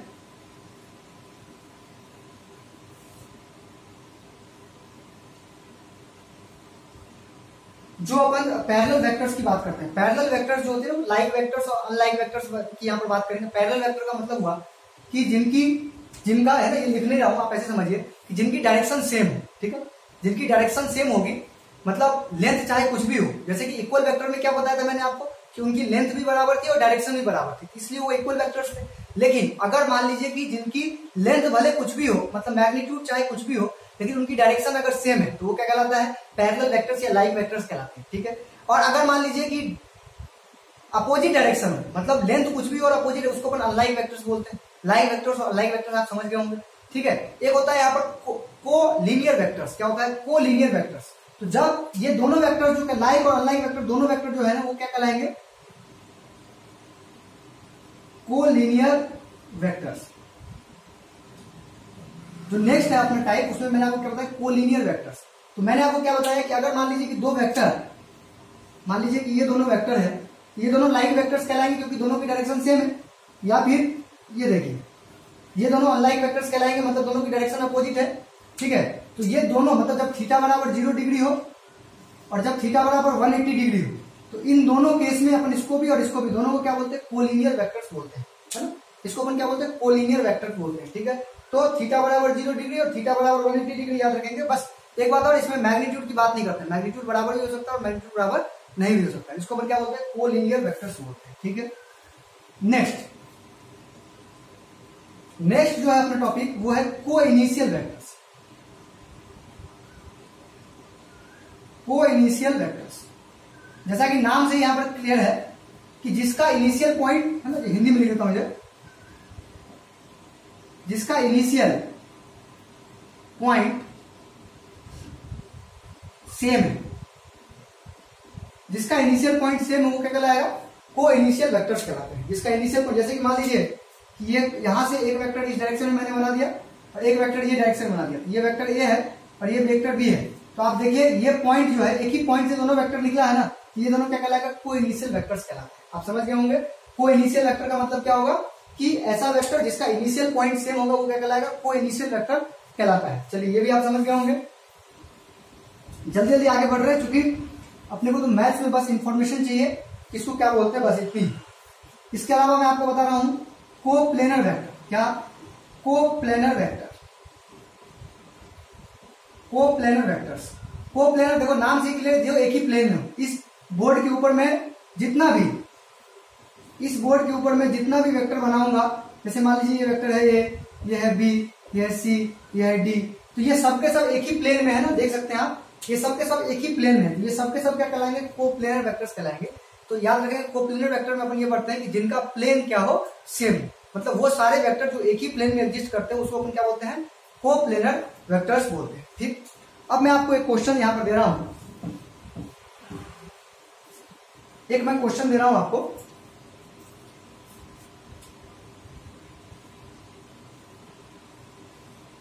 ये एनसीईआरटी का क्वेश्चन है बेटा। मान लीजिए कि ए वेक्टर है, ये बी वेक्टर है, ये सी वेक्टर है और ये डी वेक्टर है। ये रहा आपका इसकी डायरेक्शन, ये रहा इसकी डायरेक्शन, ये रहा इसकी डायरेक्शन और ये रहा इसकी डायरेक्शन। ठीक है, आपको इसे बताना है कि को इनिशियल वेक्टर्स कौन कौन से, इसमें आपको बताना है को इनिशियल वेक्टर्स कौन कौन से हैं। आप लोग सोचना स्टार्ट कर दो जल्दी से, को इनिशियल वेक्टर्स कौन कौन से। ये एनसीईआरटी का क्वेश्चन है बेटा, इसमें आपको बताना है कि को इनिशियल वेक्टर्स कौन कौन से। तो आप ध्यान से देखिए, एक ही पॉइंट से जितने भी वेक्टर निकलेंगे वो क्या कहलाएंगे, को इनिशियल वेक्टर्स कहलाएंगे। तो आप देख सकते हैं इस पॉइंट पर, इस पॉइंट से ये वेक्टर भी निकला है, इसी पॉइंट से ये वेक्टर भी निकला है, इसी पॉइंट से ये वेक्टर भी निकला है। ये और ये तीनों क्या कहलाएंगे, को इनिशियल वेक्टर्स कहलाएंगे। तो आप लिख सकते हैं बी, सी और डी, मतलब vector B, vector C and vector D, ये क्या कहलाएंगे, को इनिशियल वेक्टर्स कहलाएंगे। ठीक, अब आप मुझे बताइए कि इक्वल वेक्टर्स कौन कौन से, आपको बताना है इक्वल वेक्टर्स। देखिए, इक्वल वेक्टर की डेफिनेशन मैंने आपको क्या बताई थी कि जिनका मैग्नीट्यूड भी बराबर हो और डायरेक्शन भी बराबर। आप देखिए ए और सी, ए वेक्टर और सी वेक्टर, इनकी लेंथ भी आपको बराबर दिख रही है और इनकी डायरेक्शन भी आपको सेम दिख रही है। तो ये क्या कहलाएंगे, ए और सी, यहां पर क्या कहलाएंगे, ए एंड सी, ये दोनों क्या कहलाएंगे, इक्वल वेक्टर्स कहलाएंगे। ठीक है, इसी तरीके से आपसे कोई पूछे कि अपोजिट वेक्टर्स बताइए, क्या पूछे, अपोजिट वेक्टर्स। आपसे कोई बोल रहा है कि बताएं कि अपोजिट वेक्टर्स कौन कौन से। तो अपोजिट वेक्टर में मैंने आपको क्या बोला था कि जिनकी लेंथ तो बराबर हो लेकिन डायरेक्शन क्या हो, अपोजिट हो, वो क्या कहलाते हैं, अपोजिट वेक्टर्स कहलाते हैं। आप देख सकते हैं यहाँ पर ये जो सी है और डी है, इनकी लेंथ बराबर है लेकिन डायरेक्शन अपोजिट है। ये क्या कहलाएगा, अपोजिट वेक्टर्स कहलाएंगे। मतलब C and D, C and D क्या कहलाएगा, अपोजिट वेक्टर्स कहलाएगा। ठीक, इसी तरीके से आप देख सकते हैं यहाँ पर एक और कौन सा छूट गया, को इनिशियल हो गया। को लीनियर कौन कौन सा है, को लीनियर वेक्टर्स मैंने याद रखने का इसका तरीका बताया, लाइक एंड अनलाइक, मतलब थीटा बराबर 0 डिग्री भी हो और थीटा बराबर 180 डिग्री भी हो, तो दोनों क्या कहलाते हैं, कोलिनियर वेक्टर्स कहलाते हैं। तो आप देखिए ए भी, ए और सी, इन दोनों के बीच में 0 डिग्री का एंगल है, ए की डायरेक्शन और सी की डायरेक्शन सेम है और सी और डी की डायरेक्शन अपोजिट है। इसी तरीके से ए और डी की डायरेक्शन अपोजिट है। तो ये तीनों, ए, सी और डी, ये तीनों क्या कहलाएंगे, collinear. A, C and D vector are collinear. जल्दी से इसको नोट कर लीजिए, फिर अपन आगे बढ़ेंगे। जल्दी से इसको नोट कर लीजिए, ये एनसीईआरटी का क्वेश्चन है।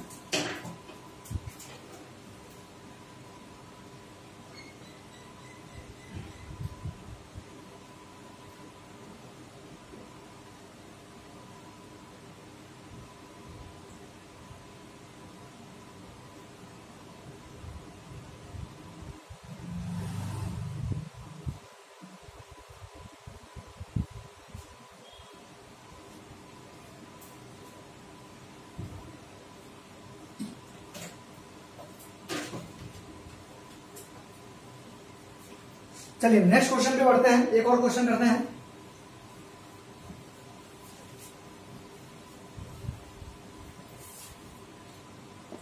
देखिए नेक्स्ट क्वेश्चन है, मान लीजिए कि ए वेक्टर दिया हुआ है, ये बी वेक्टर दिया हुआ है, ये सी वेक्टर दिया हुआ है और ये आपका डी वेक्टर दिया हुआ है।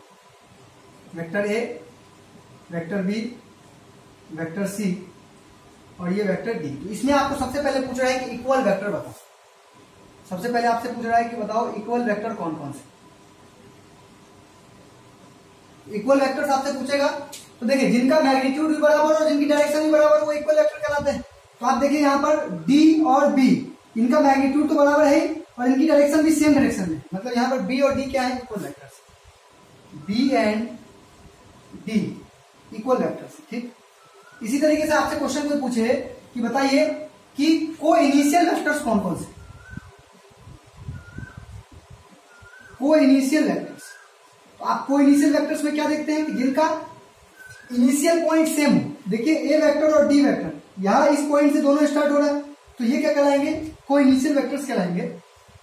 ए एंड डी, ए और वेक्टर डी जो है ये क्या कहलाएगा, को इनिशियल वेक्टर्स कहलाएगा। ठीक, इसके अलावा आपसे अगर कोई अपोजिट वेक्टर्स या नेगेटिव वेक्टर्स कौन कौन से, अपोजिट वेक्टर्स या नेगेटिव वेक्टर्स कौन कौन से, अपोजिट वेक्टर्स या नेगेटिव वेक्टर्स कौन कौन से हैं। तो आप देखिए ए और सी दोनों का मैग्नीट्यूड तो बराबर है लेकिन डायरेक्शन अपोजिट है, तो यहां पर लिख देंगे A and C. Vector A और वेक्टर सी जो होगा वो अपोजिट वेक्टर्स। इसको भी आप जल्दी से नोट कर लीजिए, ये भी एनसीईआरटी क्वेश्चन है, जल्दी इसको नोट करेंगे।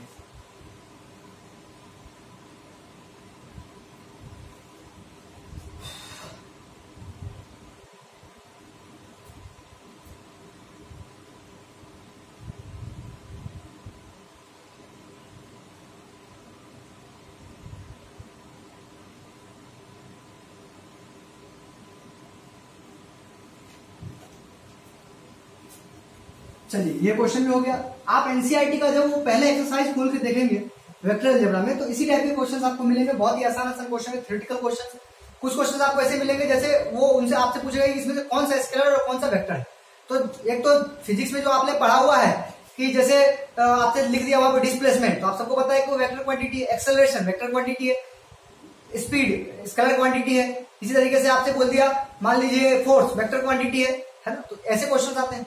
कभी कभी वो क्या करता है, जैसे वो लिख देगा आपको यूनिट लिख देगा, जैसे लिखा हुआ था 20 मीटर पर सेकेंड स्क्वायर, तो आपको यूनिट के हिसाब से समझना होगा कि 20 मीटर पर सेकेंड स्क्वायर, तो मीटर पर second square is the unit of acceleration. और एक्सेलरेशन आप जानते हैं कि एक वेक्टर क्वांटिटी होती है, तो आप समझ जाएंगे कि ये भी वेक्टर दिया हुआ है। कहीं पर लिखा हुआ है 10 न्यूटन नॉर्थ ईस्ट, मतलब कि वो नॉर्थ ईस्ट डायरेक्शन में 10 न्यूटन फोर्स लग रहा है, तो वो भी यहाँ पर वेक्टर क्वांटिटी है। तो बहुत आसान सा क्वेश्चन बनता है यहाँ पर, तो आप इसको भी आराम से कर सकते हैं। ठीक, एक और क्वेश्चन आता है जो कि आप ग्राफ पर इसको ड्रॉ कर सकते हैं। जैसे सपोज करिए, ये तो आप सबको पता होगा है ना, मैं थोड़ा डायरेक्शन का आपको बता रहा हूं। देखो ऐसा बना लेंगे, आप सबको पता है कि ऊपर की डायरेक्शन में इसको अपन नॉर्थ डायरेक्शन बोलते हैं, इसको क्या बोलते हैं साउथ, इसको क्या बोलते हैं ईस्ट, और इसको क्या बोलते हैं वेस्ट। नॉर्थ, साउथ, ईस्ट और वेस्ट। ठीक है, अगर मान लीजिए कि कभी आपसे बोला जाए कि इतने न्यूटन का फोर्स लग रहा है इस डायरेक्शन में, है ना, तो उतने जैसे 100 न्यूटन बोल दिया, तो अपन क्या करते हैं उसको स्केल में तोड़ लेते हैं। जो ग्राफ पेपर होता है ना, जैसे मैंने 10 न्यूटन को मैंने मतलब वहां पे 1 सेंटीमीटर ले लिया, 1 स्केल मान लिया उसको। ठीक है, तो अगर 100 न्यूटन को तो 10 स्केल उसको वहां पर स्केल मार देंगे, है ना। बोलेगा 30 डिग्री फ्रॉम ईस्ट डायरेक्शन, तो आप इस डायरेक्शन से 30 डिग्री का एंगल ले लेंगे और यहाँ पर एक लाइन खींच देंगे। अब मान लो कि 100 न्यूटन फोर्स लगाना है, तो 100 न्यूटन फोर्स लगाना है, तो 100 न्यूटन फोर्स को स्केल से अपन मेजर कर लेंगे। कैसे? अब 100 न्यूटन को कैसे अपन सेंटीमीटर में उसको करेंगे, तो अपन 1 सेंटीमीटर को क्या मान लेंगे, 10 मान लेंगे। तो 1 सेंटीमीटर को 10 मानेंगे या 20 मान लेंगे। तो अगर 1 सेंटीमीटर को 20 न्यूटन मान लेंगे, तो जो 100 है वो 5 सेंटीमीटर में बढ़ जाएगा। तो यहाँ पर 5 सेंटीमीटर की लेंथ खींच लेंगे और 30 डिग्री एंगल पे ले लेंगे। ठीक है, तो इस तरीके से क्वेश्चन भी दिए हुए हैं, तो आप इसको भी कर सकते हैं। बस एक बात याद रखना है, ग्राफ पेपर पर हमेशा स्केल जरूर लिखते हैं। स्केल यहाँ पर लिखना पड़ेगा आपको कि आपने कितने न्यूटन को कितना सेंटीमीटर या क्या आपने जूम किया है। ऐसा नहीं कि हमेशा न्यूटन ही देगा, कुछ और भी मीटर पर सेकंड स्क्वायर जैसे एक्सप्रेशन भी दे सकता है इस टाइप से, है ना। ऐसे भी क्वेश्चन उसमें दिए गए। चलिए आगे बढ़ते हैं। ये सारी बातें तो अपन कर रहे थे कि क्वेश्चंस किस प्रकार के अभी तक मैथ्स में जो पहला एक्सरसाइज में पूछे जा सकते हैं। ठीक, वापस अपन आते हैं थ्योरी पर,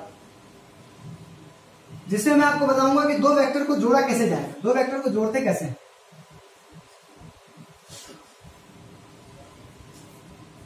एडिशन ऑफ टू वेक्टर्स। अब देखिए यहां पर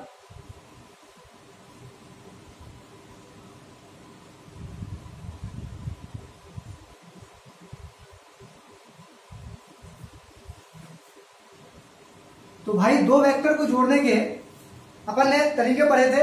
एक तो पढ़ा था triangle law of vector addition और एक पढ़ा था parallelogram law of vector addition. तो चूंकि यहाँ पर हम फिजिक्स वाला थ्योरी तो पढ़ नहीं रहे, मैथ्स के लिए थोड़ा सा बस जोड़ना आना चाहिए आपको। ठीक, तो ज्यादा अपन डिटेल में नहीं जाएंगे यहाँ पर, है ना। अगर आपको ज्यादा डिटेल में जाना हो तो आप 11th वाले वीडियो देखना, तो आपको उसमें समझ में आएगा। यहाँ पर अपन सिर्फ इतना पढ़ रहे हैं कि triangle law of vector addition क्या होता है, और उससे अपन सीख जाएंगे कि वेक्टर को अपन कैसे जोड़ते हैं, दो वेक्टर को जोड़ा कैसे जाता है। तो देखिए आप जैसे सपोज करिए कि मान लीजिए कि मुझे इस वेक्टर को, मान लीजिए कि कोई वेक्टर है ए और प्लस इस वेक्टर में मुझे इस वेक्टर को जोड़ना है। ठीक है, तो मैं इसको triangle law of vector addition से कैसे जोड़ूंगा, तो आप समझिए इसको। आपने अभी तक कैसे जोड़ा है, 2 + 2 4 होता है, 4 + 4 8 होता है, 8 + 4 12 होता है। तो सिंपल अलजेब्रा में जोड़ा करते थे। अब हम दो वेक्टर को जोड़ने वाले हैं। वेक्टर का मतलब लाइन, कौन सी लाइन, डायरेक्शन वाली लाइन। तो अभी तक आपने इतना और इतना जोड़ के इतना प्राप्त किया, लेकिन अब जरूरी नहीं कि इतना और इतना में आप दोनों को जोड़ देंगे तो इतना ही मिलेगा। हो सकता है कि इतना मिले, हो सकता है कि इतना मिले, हो सकता है इतना मिले, मतलब वो डायरेक्शन की बात करेंगे ना। मतलब दो वेक्टर को जब जोड़ते हैं तो उसमें तो हम लेंथ के साथ डायरेक्शन की बात करते हैं। तो अगर मैं दो वेक्टर को जोड़ूंगा और ट्राइंगल लॉ से जोड़ूंगा, तो triangle law of vector addition क्या बोलता है। देखो मैंने आपको वेक्टर में हेड किसको बोलते हैं, टेल किसको बोलते हैं, ये तो आपको बता ही दिया था। ये हेड कहलाता है और ये टेल कहलाता है। तो आप क्या करो, एक वेक्टर यहां से उठाओ, आपको पता है इस वेक्टर को कैसे उठाते हैं। ये देखिए यहां से ऐसे उठाया, देखना भाई, ये ऐसे उठाया, यहां रख दिया, ये आपका ऐसे सही से, है ना। ये आपने ये वेक्टर रख दिया, जितनी इसकी लेंथ है उतनी लेंथ इसकी भी ले ली। ठीक, अब आप क्या करेंगे, इसके हेड से इसके टेल को मिलाएंगे। कैसे मिलाएंगे, तो देखना बस डायरेक्शन गड़बड़ ना हो। इसको यहां से उठाया, सही से उठाएंगे और यहां पर रख दिया। ये रहा आपका ए वेक्टर और ये रहा आपका बी वेक्टर, ठीक है। इन दोनों को आपको जोड़ना है। तो इन दोनों को जोड़ने के लिए ट्राइंगल लॉ क्या बोलता है कि जब दो वेक्टर को, पहले वेक्टर के हेड और दूसरे वेक्टर को टेल को अपन एक ही क्रम में लगाते हैं, तो इन दोनों लाइन से एक तीसरी लाइन जब बनाएंगे तो एक ट्राइंगल बन जाएगा, है ना। तो याद रखेंगे, इससे ट्राइंगल बनाने के लिए जो तीसरी लाइन होती है, जो तीसरी साइड होती है, वही साइड इनके समेशन को रिप्रेजेंट करता है। तो भाई अगर दो वेक्टर को जोड़ेंगे तो आंसर भी वेक्टर ही आएगा। अरे भाई दो वेक्टर को जोड़ेंगे तो आंसर भी वेक्टर ही आएगा। तो हमने वेक्टर का मतलब क्या सीखा है, वेक्टर का मतलब सीखा है जिसकी लंबाई हो, जिसकी डायरेक्शन हो। तो आपने देखा कि इस वेक्टर को इस वेक्टर से जोड़ा तो ये वेक्टर आया, लेकिन ये वेक्टर अभी कहां है, डायरेक्शन तो दिखा ही नहीं। तो याद रखेंगे, डायरेक्शन जो लेते हैं ना, रिवर्स ऑर्डर में लेते हैं। इसकी डायरेक्शन इधर थी, इसकी डायरेक्शन इधर थी, तो कायदे से इसकी डायरेक्शन इधर होनी चाहिए थी, उसका अपोजिट ले लेंगे।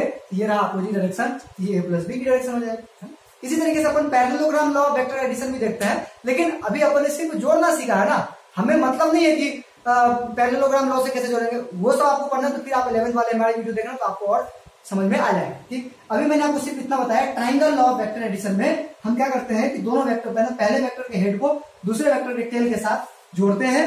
तो इससे ट्राइंगल बनाने के लिए अपोजिट डायरेक्शन में जो साइड होती है उसी को अपन समेशन से, एडिशन से रिप्रेजेंट करते हैं, ठीक। तो ये था आपका triangle law of vector addition, मतलब दो वेक्टर को कैसे जोड़ा जाएगा। आप बोलोगे सर ये तो आसान था, एक और वेक्टर जोड़ के बताओ, मजा आ रहा है। तो चलिए फिर से अपन मजे लेते हैं, एक दूसरा वेक्टर जोड़ के देखते हैं। मान लीजिए ये ए वेक्टर है और प्लस मान लीजिए ये एक दूसरा वेक्टर है बी, ठीक ठीक। तो घर पे ये ट्राई मत करना है, तो लोग बोलेंगे पागल हो गए तुम लोग। देखो भैया, यहां से ऐसे उठाया, ये यहां रख दिया, यहां रख दिया, ये रहा आपका ए वेक्टर, ठीक है बेटा, ये रहा आपका ए वेक्टर। इसी तरीके से अब इसके हेड को इसके टेल के साथ जोड़ेंगे। तो यहां से उठाया, ये ऐसे उठाया और रख दिया। बस डायरेक्शन का खेल ना हो जाए, डायरेक्शन सेम होनी चाहिए। चलिए, तो ये आपका रहा बी वेक्टर। तो हमने ए वेक्टर और बी वेक्टर को, पहले के हेड को दूसरे के टेल के साथ जोड़ दिया। तो अब इससे ट्राइंगल बनाने के लिए जो तीसरी लाइन होगी वो कौन सी होगी, ये होगी, है ना। इससे ट्राइंगल बनाने के लिए तीसरी लाइन होगी, ये होगी। तो देखिए ऑर्डर उल्टा लेना है, ऐसे गए तो कायदे से ऐसे आना था, तो हमने उसका उल्टा ले लिया। तो ये क्या बताएगा हमें, ए प्लस बी वेक्टर। तो आप लोग कैसा भी दो वेक्टर देगा तो आप उसको जोड़ सकते हैं आसानी से, आप समझ गए होंगे। चलिए, ये तो हो गया एडिशन। अब सब्सट्रैक्शन एक्चुअल में वेक्टर में होता ही नहीं है। वेक्टर का जो सब्सट्रैक्शन होता है एक्चुअल में वो भी एडिशन ही होता है। चलिए एक एग्जांपल उसको भी देखते हैं। अगर मान लीजिए कि हमें दो वेक्टर को माइनस करना हो, सपोज करो दो वेक्टर को माइनस करो। मैं पहले आपको बोल रहा हूं कि सब्सट्रैक्शन एक्चुअल में कुछ होता ही नहीं है। दो वेक्टर को अगर सब्ट्रैक्ट करने के लिए बोलेगा तो हम उसको भी एडिशन कर देंगे। कैसे कर देंगे, देखिए, अगर सपोज करो आपसे बोला सब्ट्रैक्शन ऑफ टू वेक्टर्स, अगर मान लीजिए सब्ट्रैक्शन करने के लिए आ गया, ये सपोज कर लीजिए कि ए वेक्टर है और प्लस ये मान लीजिए कि बी वेक्टर है, ठीक। हमें इसको माइनस करना है। क्या करना है बेटा, माइनस। मतलब एक्चुअल में मुझे ए वेक्टर में से बी वेक्टर माइनस करना है। तो आप हमेशा क्या करेंगे, ए वेक्टर तो रहने देंगे और ये माइनस बी को लिख देंगे प्लस माइनस बी वेक्टर, है ना। ए प्लस और माइनस बी वेक्टर। तो माइनस बी वेक्टर क्या होता है, अगर ये बी वेक्टर है तो आप इसको क्या लिखेंगे, ये देखो, आप सबसे पहले ए वेक्टर लिख दो, ये रहा ए वेक्टर, है ना। इसको भी थोड़ा मैं सही करता हूं, ठीक। ये तो आपने लिख दिया। तो देखिए ए वेक्टर क्या है, ए वेक्टर क्या है, ये रहा आपका ए वेक्टर, ठीक है। अब हम माइनस कर ही नहीं रहे, हम क्या कर रहे हैं, प्लस। लेकिन प्लस किसको कर रहे हैं, माइनस बी वेक्टर को। माइनस बी वेक्टर एक वेक्टर होता है अपोजिट वेक्टर, इसका अपोजिट वेक्टर। तो इतनी ही लेंथ रहने दो और इसकी डायरेक्शन अपोजिट कर दो, तो लेंथ उतना ही रहेगा और डायरेक्शन क्या हो जाएगा बेटा, अपोजिट हो जाएगा।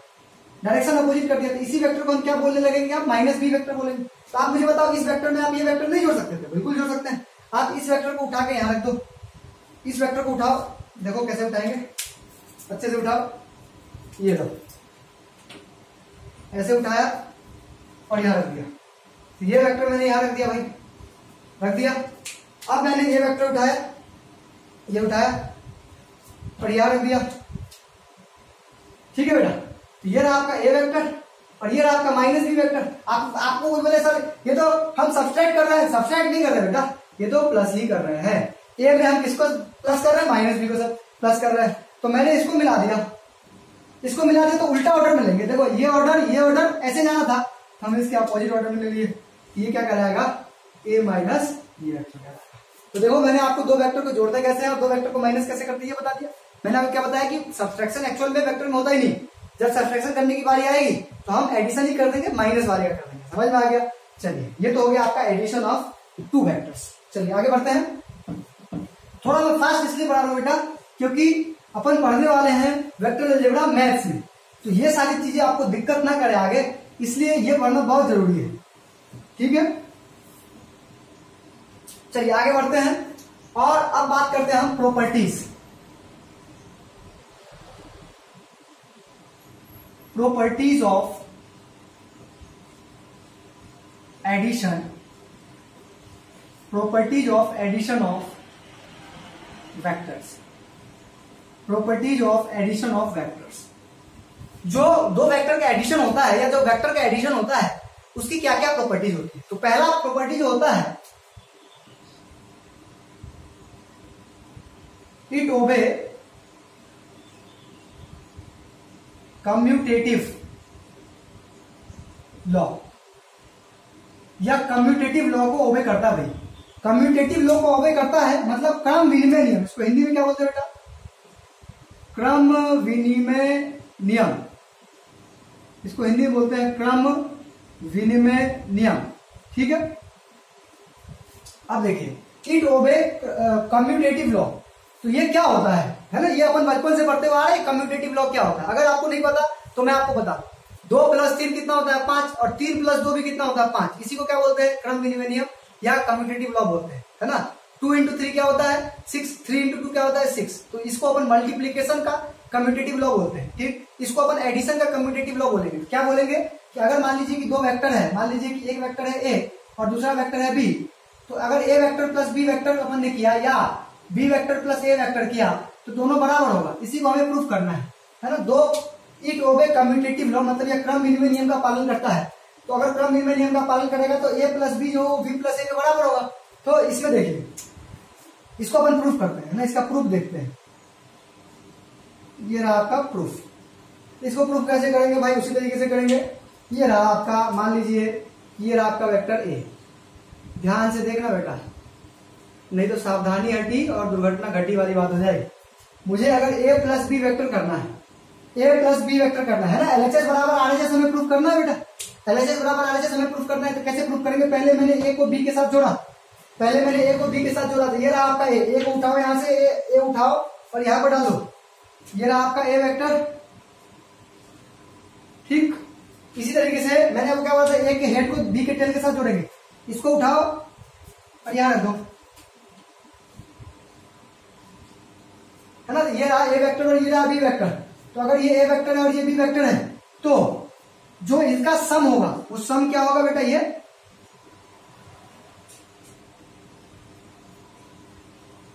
ये ऑर्डर में गए, इस ऑर्डर में गए, इसके जाना चाहिए था लेकिन उसका अपोजिट ऑर्डर लेंगे तो यही कहलाएगा आपका ए प्लस बी। ये क्या कहलाएगा आपका ए प्लस बी।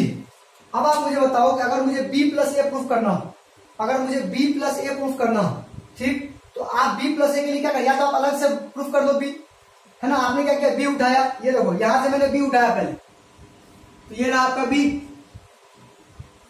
ठीक, और बी के हेड के साथ ध्यान से देखना बेटा, बी के हेड के साथ ए का टेल जोड़ेंगे। तो बी के हेड के साथ अगर ए का टेल जोड़ेंगे तो ये रहा ए, ये रहा बी, ये रहा ए। तो इसको अगर ट्राइंगल लगाओगे तो क्या बनेगा, ये बनेगा, है ना, बनेगा ना बेटा। तो इसको अपन क्या बोलेंगे, ये ऐसे गए तो जाना ऐसे चाहिए था लेकिन उसको अपोजिट डायरेक्शन ले लेंगे। तो इसको क्या बोलेंगे आप, बी प्लस ए वेक्टर बोलेंगे। अब आप ध्यान से देखिए कि ये ए प्लस बी और बी प्लस ए बराबर है कि नहीं, बताओ। इसकी लेंथ और इसकी लेंथ आपको बराबर दिख रही है क्या, यस दिख रही है।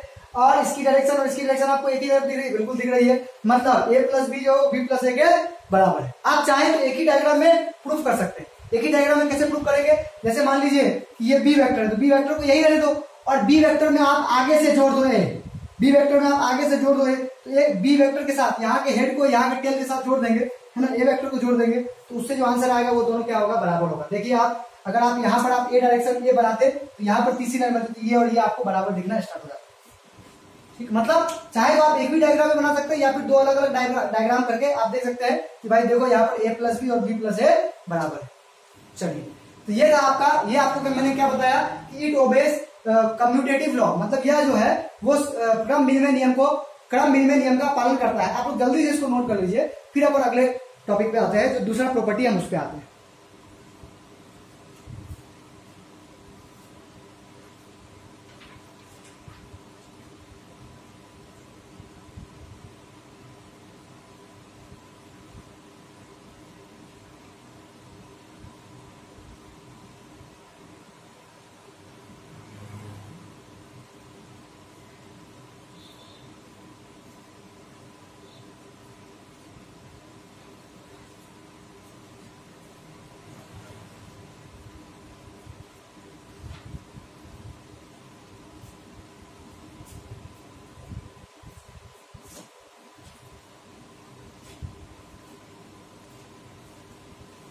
प्रॉपर्टीज में अपन दूसरी प्रॉपर्टीज की बात करेंगे।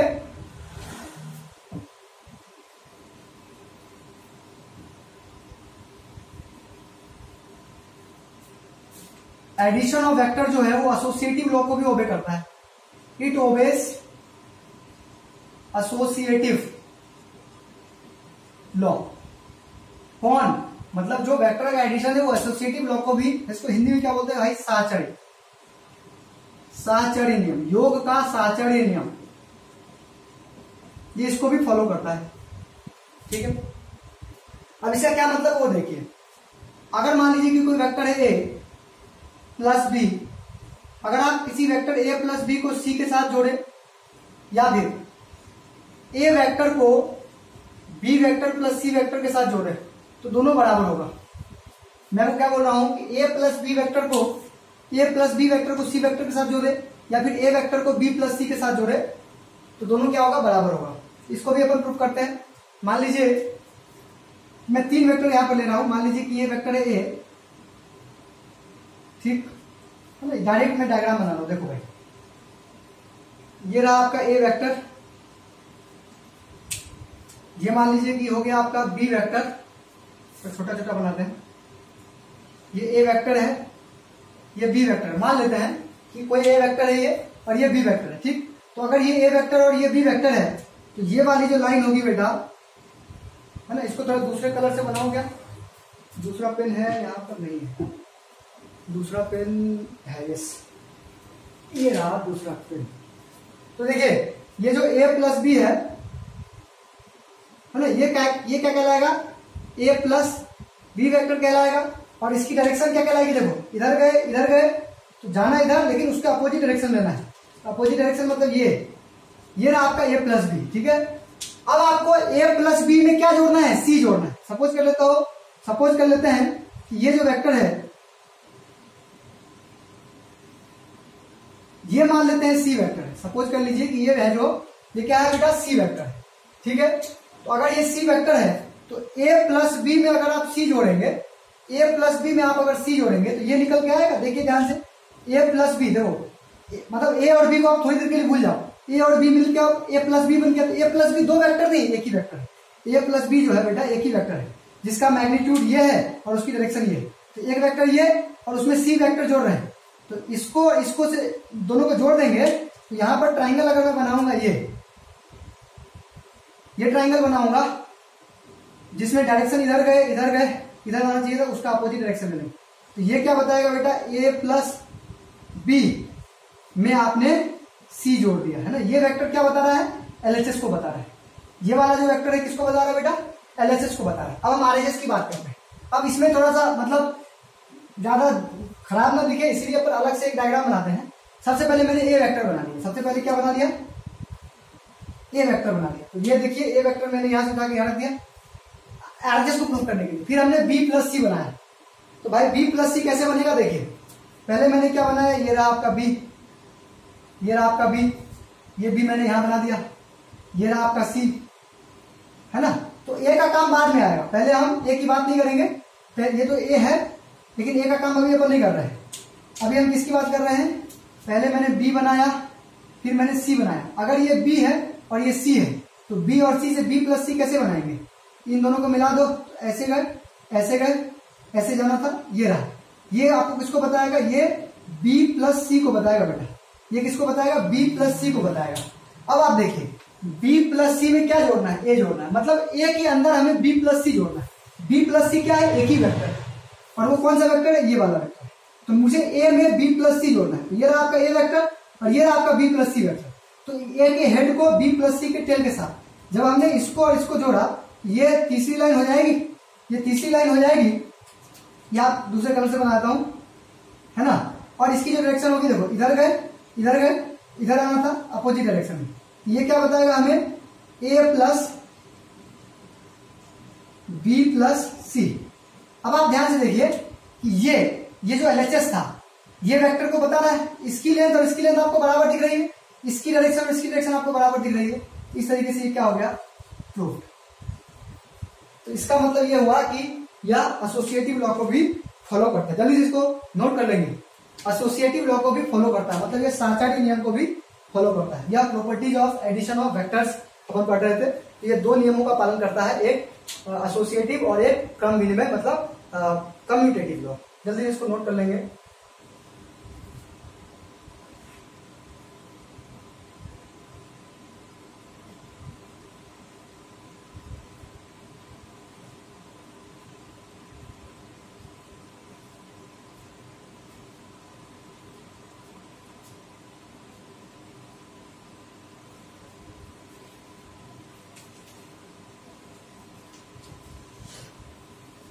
चलिए आगे बढ़ते हैं।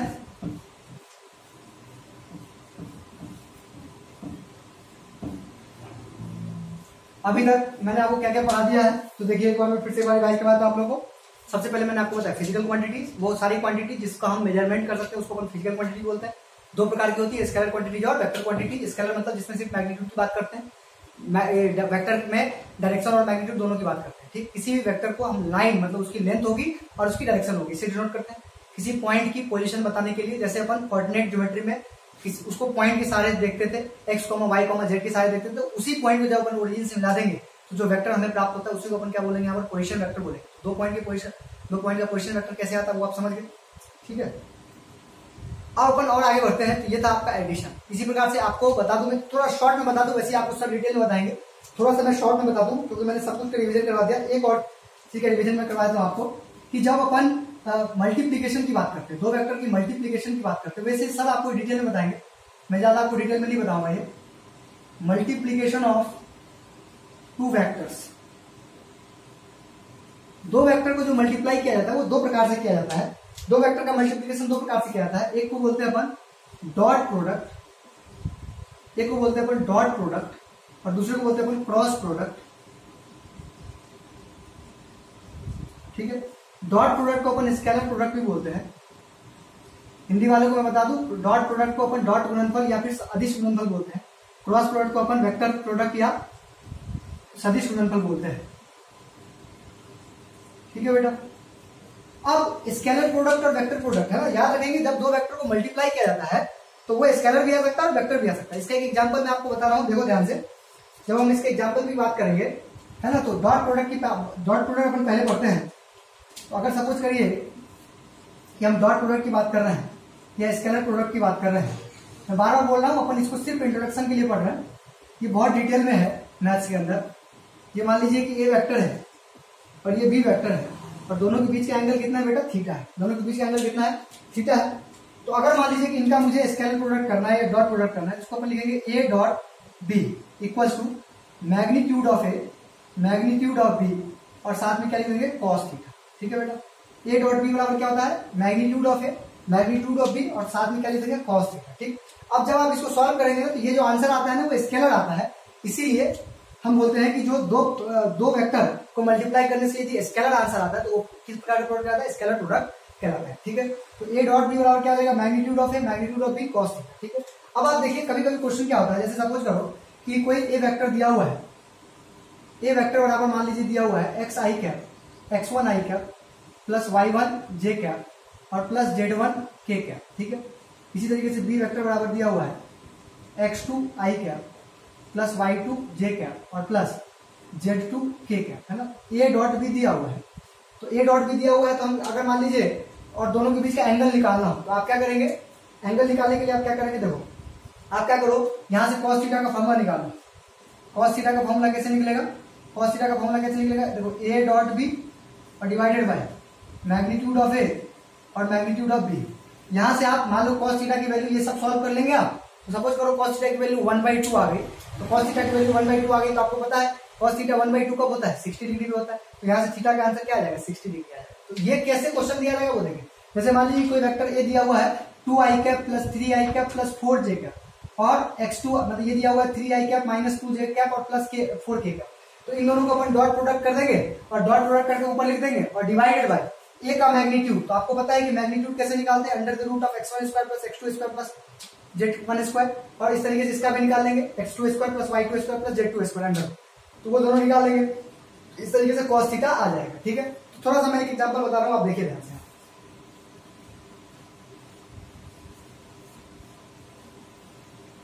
जैसे अच्छा एक चीज और, इसको इससे आगे बढ़ने से पहले अपन एक चीज और यहां पर समझते हैं।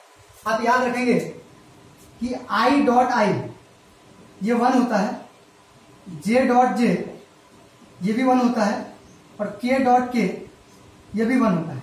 क्यों होता है भाई, वो भी हम देख रहे हैं।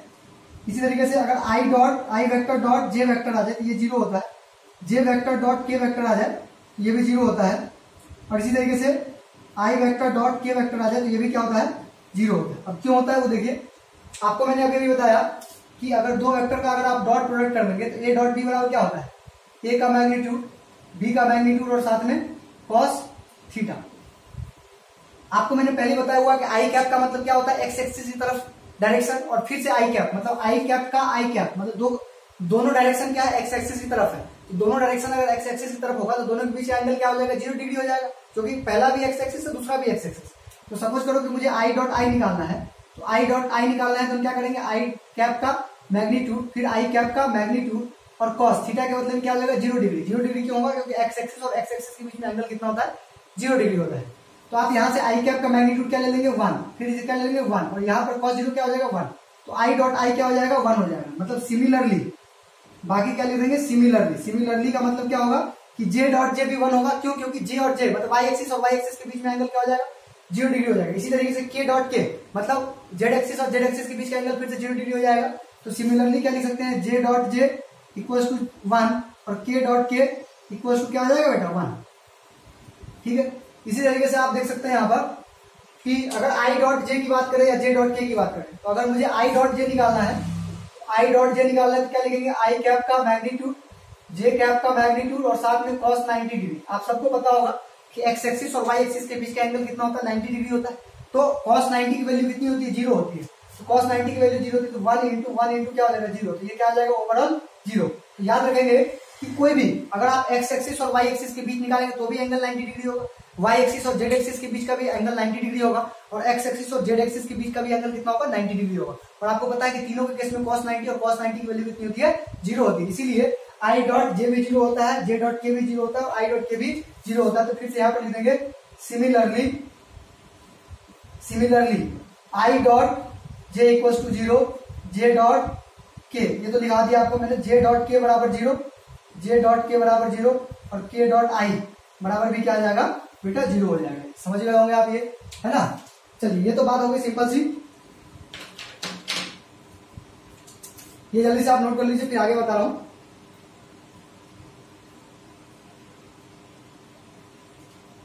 चलिए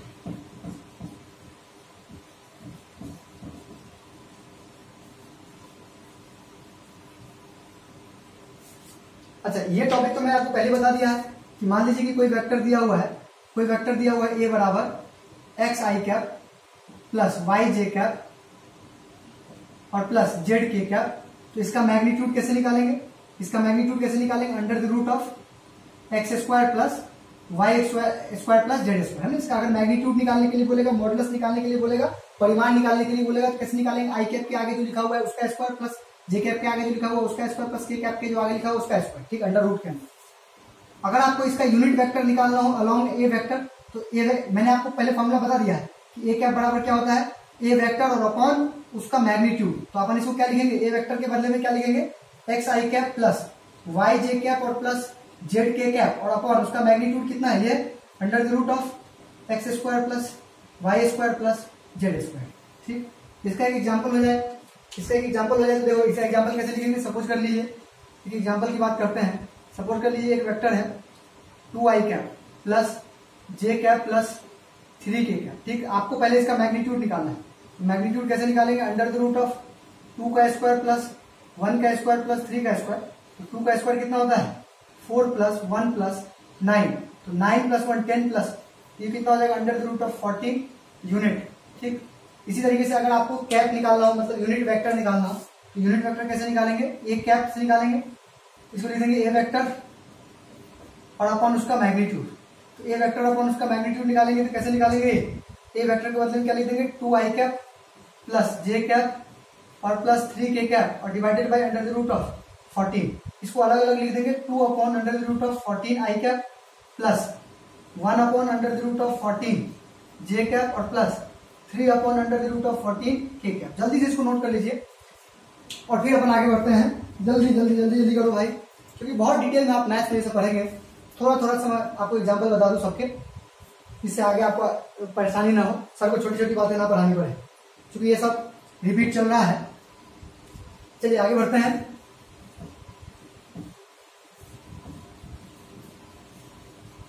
अपन एक क्वेश्चन लेते हैं डॉट प्रोडक्ट। सपोज करो कि अगर ए वेक्टर बराबर दिया हुआ है 2i cap plus 3j cap और प्लस 4k कैप, ठीक है, और बी वेक्टर इक्वल टू दिया हुआ है minus I cap plus 6j cap और प्लस 5k कैप, ठीक है, ये दिया हुआ है। ठीक, तो आप इसको क्या करेंगे, अगर डॉट प्रोडक्ट आपको करना हो, सपोज करो आपको डॉट प्रोडक्ट करना हो, तो डॉट प्रोडक्ट में आप क्या करेंगे, सामने सामने उसको उतार देंगे। पहले 3j cap plus 4k cap dot minus I cap plus 6j cap और प्लस 5k कैप, उसके बाद सबका सबके साथ मल्टीप्लाई करेंगे। मतलब ये हुआ कि सबसे पहले इसको इसके साथ करेंगे, फिर इसको इसके साथ करेंगे, फिर इसको इसके साथ करेंगे, इसी तरीके से इसको इसके साथ करेंगे, इसको इसके साथ करेंगे, इसको इसके साथ करेंगे, फिर इसको इसके साथ करेंगे, इसको इसके साथ करेंगे और इसको इसके साथ करेंगे। लेकिन आप मुझे बताओ कि आपको तो ये पता है कि i डॉट i 1 होता है, j डॉट j 1 होता है और k डॉट k 1 होता है, लेकिन i डॉट j क्या होता है, 0 होता है। भले इसके आगे जो वैल्यू लगी हो कुछ भी हो, लेकिन जब 2i को इसके साथ मल्टीप्लाई करेंगे तो i डॉट j तो 0 हो जाएगा, मतलब वो खत्म हो जाएगा। 6 दूनी 12, मतलब 2 6 12, 12 इंटू 0 0 ही हो जाएगा। फिर 2i को जब इसके साथ करेंगे तो वो भी 0 ही हो जाएगा। मतलब क्यों 0 हो जाएगा, आप समझ रहे हो कि नहीं। तो सबका सबके साथ करने की कोई जरूरत नहीं है। आप यहाँ पर समझिए, आप सिर्फ i वाले को i वाले के साथ करेंगे, j वाले को j वाले के साथ करेंगे और k वाले को k वाले के साथ करेंगे। ये मैंने आपको 11th में बताया था, इसलिए आपको ज्यादा डिटेल में यहाँ पर नहीं आ रहा है। आप सिर्फ इतना समझिए कि जब i वाले को j वाले को साथ करोगे तो 0 हो जाएगा, i वाले को k वाले को साथ करोगे 0 हो जाएगा। इसी तरीके से सेम सेम वाले को करने से 1 आता है, ठीक है। तो आप देखिए यहाँ पर, तो हमने सेम सेम वाले को कर दिया, 2 इंटू -1, तो क्या हो जाएगा -2, और यहाँ पर क्या लिख देंगे, I cap dot I cap plus 3 into 6, 3 into 6 कितना हो जाएगा 18, और फिर J cap dot J cap, और फिर 4 इंटू 5 20, के कैप डॉट के कैप, और बाकी की सारी चीजें 0 होंगी, है ना, अपन ने उसको नहीं लिखा है। ये क्या हो जाएगा -2 प्लस 18 और प्लस 20, ये कितना हो गया भाई 20 प्लस 18, 20 प्लस 18, ये कितना था 20 प्लस 18 कितना हो गया 38 और -2, 38 और -2, ये कितना हो जाएगा 36 हो जाएगा, ठीक है। ये कितना हो जाएगा 36 हो जाएगा। अब आप देखिए, ये तो आपने क्या निकाला, ए डॉट बी निकाला, सॉरी ये क्या निकाला अपन, ए डॉट बी निकाला, ए नहीं निकाला, ए डॉट बी निकाला आपने। तो ए डॉट बी कैसे निकालते हैं आप लोग क्लियर है। देखो, इसको स्केलर प्रोडक्ट क्यों बोलते हैं, डॉट प्रोडक्ट को स्केलर प्रोडक्ट क्यों बोलते हैं, क्योंकि जब आप इसका मल्टीप्लाई करते हैं ना तो आंसर जो आता है ना वो वैल्यू आती है। इसमें डायरेक्शन कहाँ है, क्या इसमें आई कैप जे कैप या के कैप आपको दिख रहा है, नहीं दिख रहा है। अगर नहीं दिख रहा है, इसका ये मतलब हुआ कि जब हम दो वेक्टर को डॉट प्रोडक्ट करते हैं तो उसका जो आंसर आता है वो स्केलर आता है, इसीलिए इसको अपन क्या बोलते हैं, स्केलर प्रोडक्ट बोलते हैं। चलिए ये क्लियर हो गया आपको।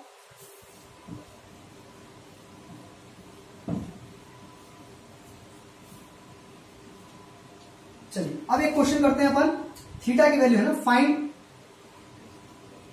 Angle between A vector equal to कितना दिया हुआ है 2i cap minus 3j cap और प्लस k कैप, और b वेक्टर इक्वल टू दिया हुआ है i cap plus 2j cap और माइनस k कैप, है ना। ये दो वेक्टर दिए हुए हैं, इनके बीच का एंगल निकालना है। Find angle between these two vectors. तो आप सबको पता है कि a डॉट b बराबर क्या होता है, magnitude of a magnitude of b और साथ में cos theta. Magnitude of a magnitude of b और साथ में क्या होता है, cos थीटा आता है। तो आप इसको क्या करेंगे, सबसे पहले क्या करेंगे, a डॉट b निकाल लेंगे और मैग्नीट्यूड ऑफ a और मैग्नीट्यूड ऑफ b साथ में यहाँ पर आप निकाल लीजिए। अगर a वेक्टर बराबर ये दिया हुआ है तो यहाँ पर मैं a का मैग्नीट्यूड निकालूंगा। a का मैग्नीट्यूड कैसे निकालूंगा, है ना। ये तो मैंने अपने मन से डेटा दिया है, जब आपको एग्जाम में आएगा क्वेश्चन तो बिल्कुल ऐसे डेटा देगा जो कि बिल्कुल आसानी से रूट उसका निकल जाए, या फिर नहीं भी निकल जाए तो आपको वहां पर कोई ना कोई हिंट लग जाएगा कि कैसे सॉल्व करना है। जैसे कि यहाँ पर देखा मैंने 2 का स्क्वायर प्लस माइनस 3 का स्क्वायर प्लस 1 का स्क्वायर, ये कितना हो जाएगा, under the root of 4 plus 9 plus 1, तो 9 प्लस 4 कितना, ये हो जाएगा अंडर द रूट ऑफ 14। इसी तरीके से b का मैग्नीट्यूड निकालेंगे, b का मैग्नीट्यूड निकालेंगे तो ये कितना आ जाएगा, i कैप मतलब 1 का स्क्वायर प्लस 1 का स्क्वायर प्लस 2 का स्क्वायर प्लस माइनस 1 का स्क्वायर, तो 1 का स्क्वायर कितना होता है 1 प्लस 2 का स्क्वायर कितना होता है 4 प्लस 1, ये कितना आ जाएगा under the root of 6, 4 plus 1 है ना, तो जाएगा अंडर द रूट ऑफ 6। तो आपने under the root of A sorry magnitude of A और मैग्नीट्यूड ऑफ बी निकाल दी। अब आप साथ ही साथ क्या निकालेंगे, यहाँ पर ए डॉट बी निकालेंगे। ए डॉट बी कैसे निकालेंगे, तो सामने सामने वाले का मल्टीप्लाई कर दो, तो 2 को 1 से मल्टीप्लाई कर देंगे तो 2, माइनस 3 को 2 से कर देंगे तो माइनस 6, और 1 को माइनस 1 से कर देंगे तो माइनस 1, ये हो जाएगा A dot B 2 minus 6 minus 1, तो ये कितना हो जाएगा 2 माइनस 6 कितना माइनस 4 माइनस 5, ये कितना हो जाएगा माइनस 5 आ जाएगा। तो ए डॉट बी की वैल्यू कितनी आ जाएगी, है ना, यहाँ से कॉस थीटा आप निकाल लेंगे, कॉस थीटा बराबर क्या आ जाएगा ए डॉट बी और divided by magnitude of A magnitude of B. आप देखिए यहाँ पर ध्यान से, मतलब यहाँ पर ना अजीबोगरीब वैल्यू आई है, यहाँ पर अजीब अजीब वैल्यू आई है ना, √14 √6 -5, लेकिन जब यहाँ पर क्वेश्चन करेंगे तो कुछ ना कुछ रूट ए डॉट बी की भी कुछ ना कुछ वैल्यू आएगी, मैग्नीट्यूड ऑफ ए की कुछ ना कुछ वैल्यू आएगी, मैग्नीट्यूड ऑफ बी की कुछ ना कुछ वैल्यू आएगी, सारी वैल्यू यहाँ पर पुट कर देंगे, जो भी वैल्यू आएगी कॉस थीटा का वो वैल्यू हम निकाल लेंगे। इस तरीके से हम थीटा की वैल्यू निकाल सकते हैं। ये मैंने ओरली ये क्वेश्चन आपको दिया था, जिससे कि आपको समझ में आ जाए कि कैसे हम थीटा यहाँ पर निकालते हैं। ठीक, यहाँ पर भी निकाल सकते हैं, बिल्कुल -5 अपॉन √14 इंटू √6 कर देंगे। अगर उसकी वैल्यू आप निकालने में सक्षम नहीं है तो आप थीटा कॉस को उससे ले जाएंगे, लिख देंगे कॉस इनवर्स और जो आगे में लिखा हुआ वो लिख देंगे। ठीक है, तो कॉस इनवर्स और जो वैल्यू आएगी वो अपन आगे में लिख देते हैं। चलिए आगे बढ़ते हैं। ये तो था आपका डॉट प्रोडक्ट, ये था स्केलर प्रोडक्ट। अब हम वेक्टर प्रोडक्ट की बात करते हैं।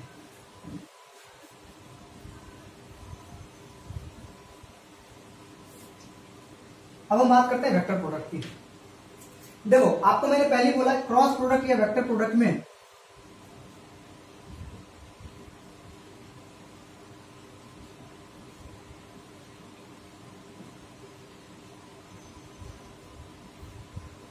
वेक्टर प्रोडक्ट या क्रॉस प्रोडक्ट में अपन क्या करते हैं, देखो ए क्रॉस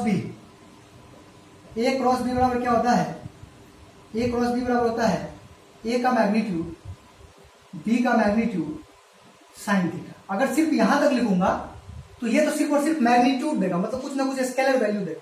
फिर ये वेक्टर प्रोडक्ट कहां हुआ, मतलब वेक्टर प्रोडक्ट का जो आंसर आएगा वो तो वेक्टर में आएगा। तो वेक्टर आएगा तो वेक्टर में तो मैग्नीट्यूड के साथ साथ डायरेक्शन भी होती है ना, तो ये बताएगा मैग्नीट्यूड को, और इसके साथ अपन लिखेंगे यहाँ पर एन कैप।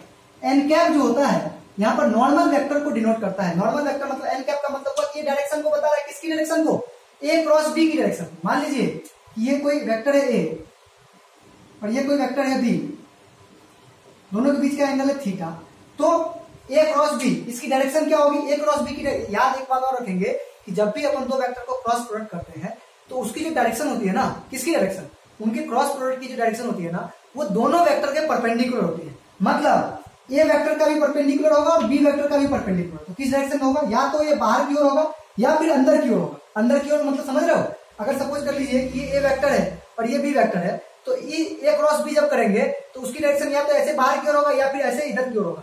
मतलब ए का भी परपेंडिकुलर होगा और बी का भी परपेंडिकुलर होगा। कैसे निकालेंगे वो देखिए, ऐसे निकालते हैं कि अगर ए क्रॉस बी हमें करना है तो हम क्या करेंगे, यहाँ पर ये राइट हैंड थंब रूल का इस्तेमाल करेंगे। आप क्या करो, जिस मतलब पहले ए लिखा हुआ है फिर बाद में बी लिखा हुआ है, तो आप एक पर ऐसे उंगली रखो, ए पर ऐसे उंगलियां रखो चारों, और इसको आप लपेटने की कोशिश करो, बी की तरफ लपेटने की कोशिश करो।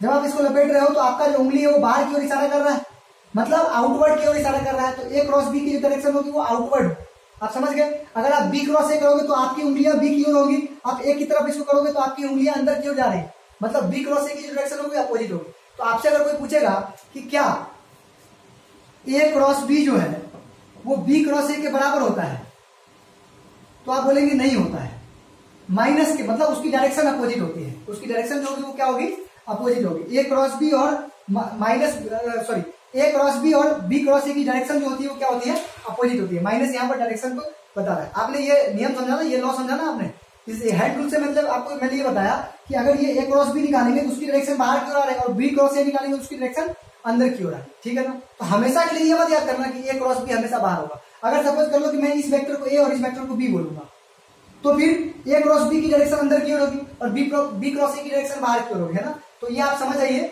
एक बात याद रखेंगे कि ये कम्यूटेटिव लॉ को फॉलो नहीं करता है। कम्यूटेटिव लॉ को अगर फॉलो करता तो ए क्रॉस बी जो है वो बी क्रॉस ए के बराबर होता, लेकिन यहाँ पर बराबर नहीं है। मतलब याद रखें, cross product of two vectors does not obey कौन, कम्यूटेटिव लॉ, ठीक। लेकिन जो डॉट प्रोडक्ट होता है वो कम्यूटेटिव लॉ को फॉलो करता है। क्यों करता है, क्योंकि ए डॉट बी जो होता है वो बी डॉट ए के बराबर होता है, क्योंकि वहां पर लोचा नहीं होता, डायरेक्शन का कोई बात ही नहीं करते अपन वहां पर, ठीक है ना। जबकि यहाँ पर अपन डायरेक्शन की बात करते हैं, ठीक। चलिए ये तो हो गया आपका। अब मैं आपको बता रहा हूं कि अगर दो वेक्टर को मान लो, सपोज कर लीजिए दो वेक्टर को मुझे क्रॉस प्रोडक्ट करना है। अगर मान लीजिए कि ए क्रॉस बी करना है, मैं इसका थोड़ा आसान सा एग्जांपल बताता हूँ क्योंकि ये बहुत ही ज्यादा डिटेल में है, ये जो है बहुत ज्यादा डिटेल में है क्रॉस प्रोडक्ट आपको मैथ्स के अंदर। तो सब कुछ मैं ही पढ़ा दूंगा तो फिर सर क्या पढ़ाएंगे, बहुत लंबा चैप्टर है ये सर, आपको कम से कम इसमें 8-9 दिन लगाएंगे पढ़ाने में, है ना। तो बेसिक मैंने आपको बता दिया, बाकी सब सर आपको बताएंगे। थोड़ा सा मैं इंट्रोडक्शन इसका भी देता हूँ। 2i cap plus 3j cap को क्रॉस करना है हमें 5a कैप प्लस 6j। इसके साथ जब हम क्रॉस प्रोडक्ट करेंगे तो क्रॉस प्रोडक्ट करेंगे तो देखो सबका सबके साथ, तो सबसे पहले इसका इसके साथ करेंगे। तो याद रखना i क्रॉस i ये होता है 0, j क्रॉस j ये होता है 0, k क्रॉस k ये भी होता है 0। इसी तरीके से i क्रॉस j ये होता है k, j क्रॉस k ये होता है i, है ना। आप तो एक रूल याद रखो, यहां पर लिख दो i, यहां लिख दो j और यहां लिख दो k, और ऐसे क्लॉकवाइज चलो, ऐसे गए ऐसे गए ऐसे। देखो i क्रॉस j k होगा, j क्रॉस k i होगा और k क्रॉस i ये क्या हो जाएगा, j हो जाएगा। और जैसे ही आपने इसका उल्टा लिया, जैसे कि i क्रॉस j k होता है तो j क्रॉस i क्या हो जाएगा, माइनस k हो जाएगा। जैसे आपको j क्रॉस i पूछ ले, ये क्या आ जाएगा, माइनस k आ जाएगा। इसी तरीके से k क्रॉस j पूछ ले, ये माइनस i कैप आ जाएगा। और इसी तरीके से i क्रॉस k पूछ ले, ये माइनस j आ जाएगा, ठीक है। तो इसको अपन इसी रूल से निकालते हैं, क्लॉकवाइज डायरेक्शन में i j k ले लेंगे तो i क्रॉस j क्या हो जाएगा, k, j क्रॉस k क्या हो जाएगा, i, और k क्रॉस i क्या हो जाएगा, j। अब ये कहां से आया वो देखिए। अब आप ध्यान से देखेंगे तो आपको समझ में आएगी। ये छोटी छोटी बातें हैं जो कि थ्योरी ज्यादातर अपन मैथ्स में पढ़ते नहीं है, लेकिन मैं आपको बता रहा हूं कि ये कहां से आया वो देखिए। अभी अभी मैंने वो वाला रूल बताया आपको हाथों से, राइट हैंड रूल। तो सपोज कर लीजिए कि ये एक्स एक्सिस है, देख रहे हैं ध्यान से। सपोज कर लीजिए कि ये एक्स एक्सिस है और ये वाई एक्सिस है, ठीक है। तो अगर ये एक्स एक्सिस है, वाई एक्सिस है, तो जेड एक्सिस कहां होगा, बाहर की ओर होगा। तो आप देखिए कि हमें आई क्रॉस जे निकालना है। तो आई मतलब ये एक्स एक्सिस की तरफ हमने चारों उंगलियों को रखा, चारों उंगलियों को किसकी तरफ रखा, एक्स एक्सिस की तरफ, और इसको मैं वाई एक्सिस की तरफ ऐसे मोड़ रहा हूं। तो आपकी जो उंगली है वो बाहर की ओर इशारा कर रही है, और बाहर आपका कौन सा एक्सिस इंतजार कर रहा है, जेड एक्सिस। मतलब ये के कैप की तरफ डायरेक्शन बता रहा है कि नहीं, देखो कि नहीं, अपनी उंगलियां मतलब जो अंगूठा है वो भी अपना बाहर की ओर इशारा कर रहा है। अच्छा, मैंने क्या बोला कि अगर आप पलट दोगे जे क्रॉस आई निकालोगे तो माइनस के। अब मैं आपको क्या बोल रहा हूँ कि अगर आप आई क्रॉस जे निकाले तो ऐसे जाओगे, और जे क्रॉस आई निकालोगे तो ऐसे जाओगे। तो आपकी उंगली अंदर की ओर इशारा कर रही है। तो मेरे ख्याल से आपको समझ में आ गया होगा। अच्छा, आई क्रॉस आई 0 क्यों होता है, सेम वाला 0 क्यों होता है, तो इसको भी बता देता हूँ। यहाँ पर आपने अभी अभी पढ़ा था कि ए क्रॉस बी ये क्या होता है बेटा, ए का मैग्नीट्यूड, बी का मैग्नीट्यूड साइन थीटा और साथ में एन कैप। तो यहाँ पर थोड़ी देर के लिए एन कैप हटा दो। अगर मुझे आई क्रॉस आई लिखना हो तो क्या कर देंगे, 0 का है ना, सॉरी, आई का मैग्नीट्यूड और एक्स एक्सिस और एक्स एक्सिस के बीच एंगल क्या हो जाएगा, 0 डिग्री। तो साइन 0 डिग्री की वैल्यू क्या होती है, 0। तो 1 इंटू 1 इंटू 0, तो आंसर क्या आ जाएगा, 0। तो इसी तरीके से सिमिलरली आई क्रॉस आई भी 0, जे क्रॉस जे भी 0 और के क्रॉस के भी 0। याद रखने का तरीका यह है, और इससे भी बेहतरीन तरीका मैंने आपको अपने हाथों, आत्मनिर्भर बनिए, अपने हाथों पर डिपेंड रहिए, ये मैंने आपको बता दिया। इसको आप कैसे करेंगे देखिए, आई क्रॉस आई करेंगे तो 0 हो जाएगा, तो इसको इसके साथ करेंगे तो 0 हो जाएगा, इसको इसके साथ करेंगे तो 0 हो जाएगा। आप चाहे तो लिख सकते हैं 2 5 जा क्या हो जाएगा 10, और आई क्रॉस आई लिखी दो, प्लस 3 जे को इसके साथ करेंगे तो 3 5 जा कितना होता है 15, जे क्रॉस आई, फिर इसको करेंगे इसके साथ, उसके बाद इसको करेंगे इसके साथ, तो 2 6 जा कितना होता है 12, आई क्रॉस जे, और फिर लास्ट में 3 6 जा 18, 3 6 जा क्या हो जाएगा बेटा 18, क्या हो जाएगा जे क्रॉस जे, तो ये भी हो जाएगा 0, ये भी हो जाएगा 0, ये क्या आ जाएगा 15 जे क्रॉस आई, तो यहां से देखो जे क्रॉस आई उल्टा चल रहा है तो माइनस क्या हो जाएगा, और यहां पर आई क्रॉस जे तो क्या हो जाएगा प्लस 12 के कैप, तो -15 के कैप और प्लस 12 के कैप, ये क्या आ जाएगा -3 के कैप। अब आपको भी यहाँ पर ये भी समझ में आएगा कि मैंने आपको क्या क्यों बोला था कि ए क्रॉस बी, जब आप क्रॉस प्रोडक्ट करते हैं तो आंसर में भी के दिख रहा है आपको, मतलब आई जे के कुछ भी दिख जाए, मतलब वो तो वेक्टर की निशानी है ना, के कैप क्या है डायरेक्शन को बता रहा है, तो मतलब मैग्नीट्यूड के साथ डायरेक्शन को बता रहा है, मतलब ये हम समझेंगे कि जब दो वेक्टर को क्रॉस प्रोडक्ट करते हैं तो आंसर में वेक्टर आ रहा है, मतलब इसीलिए क्रॉस प्रोडक्ट क्या बोलता है वेक्टर प्रोडक्ट कहते हैं। ठीक, तो बहुत सारी चीजें अपने देख ली, बाकी आपको सर बताएंगे वेक्टर अलजेब्रा पूरा अपन डिटेल में पढ़ेंगे। ठीक है, तो मुझे उम्मीद है कि आपको समझ में आ गया होगा। ठीक है, तो मस्त देखो इसको वेक्टर को, और सबको शेयर करो, चाहे वो 11th वालों को भी देखना है ये वीडियो। ठीक है भैया, और सब्सक्राइब करो, कमेंट करो, अगर आपको अच्छा लगा तो कमेंट करिए वीडियो को, और थैंक यू, मिलते हैं फिर अगली वीडियो में।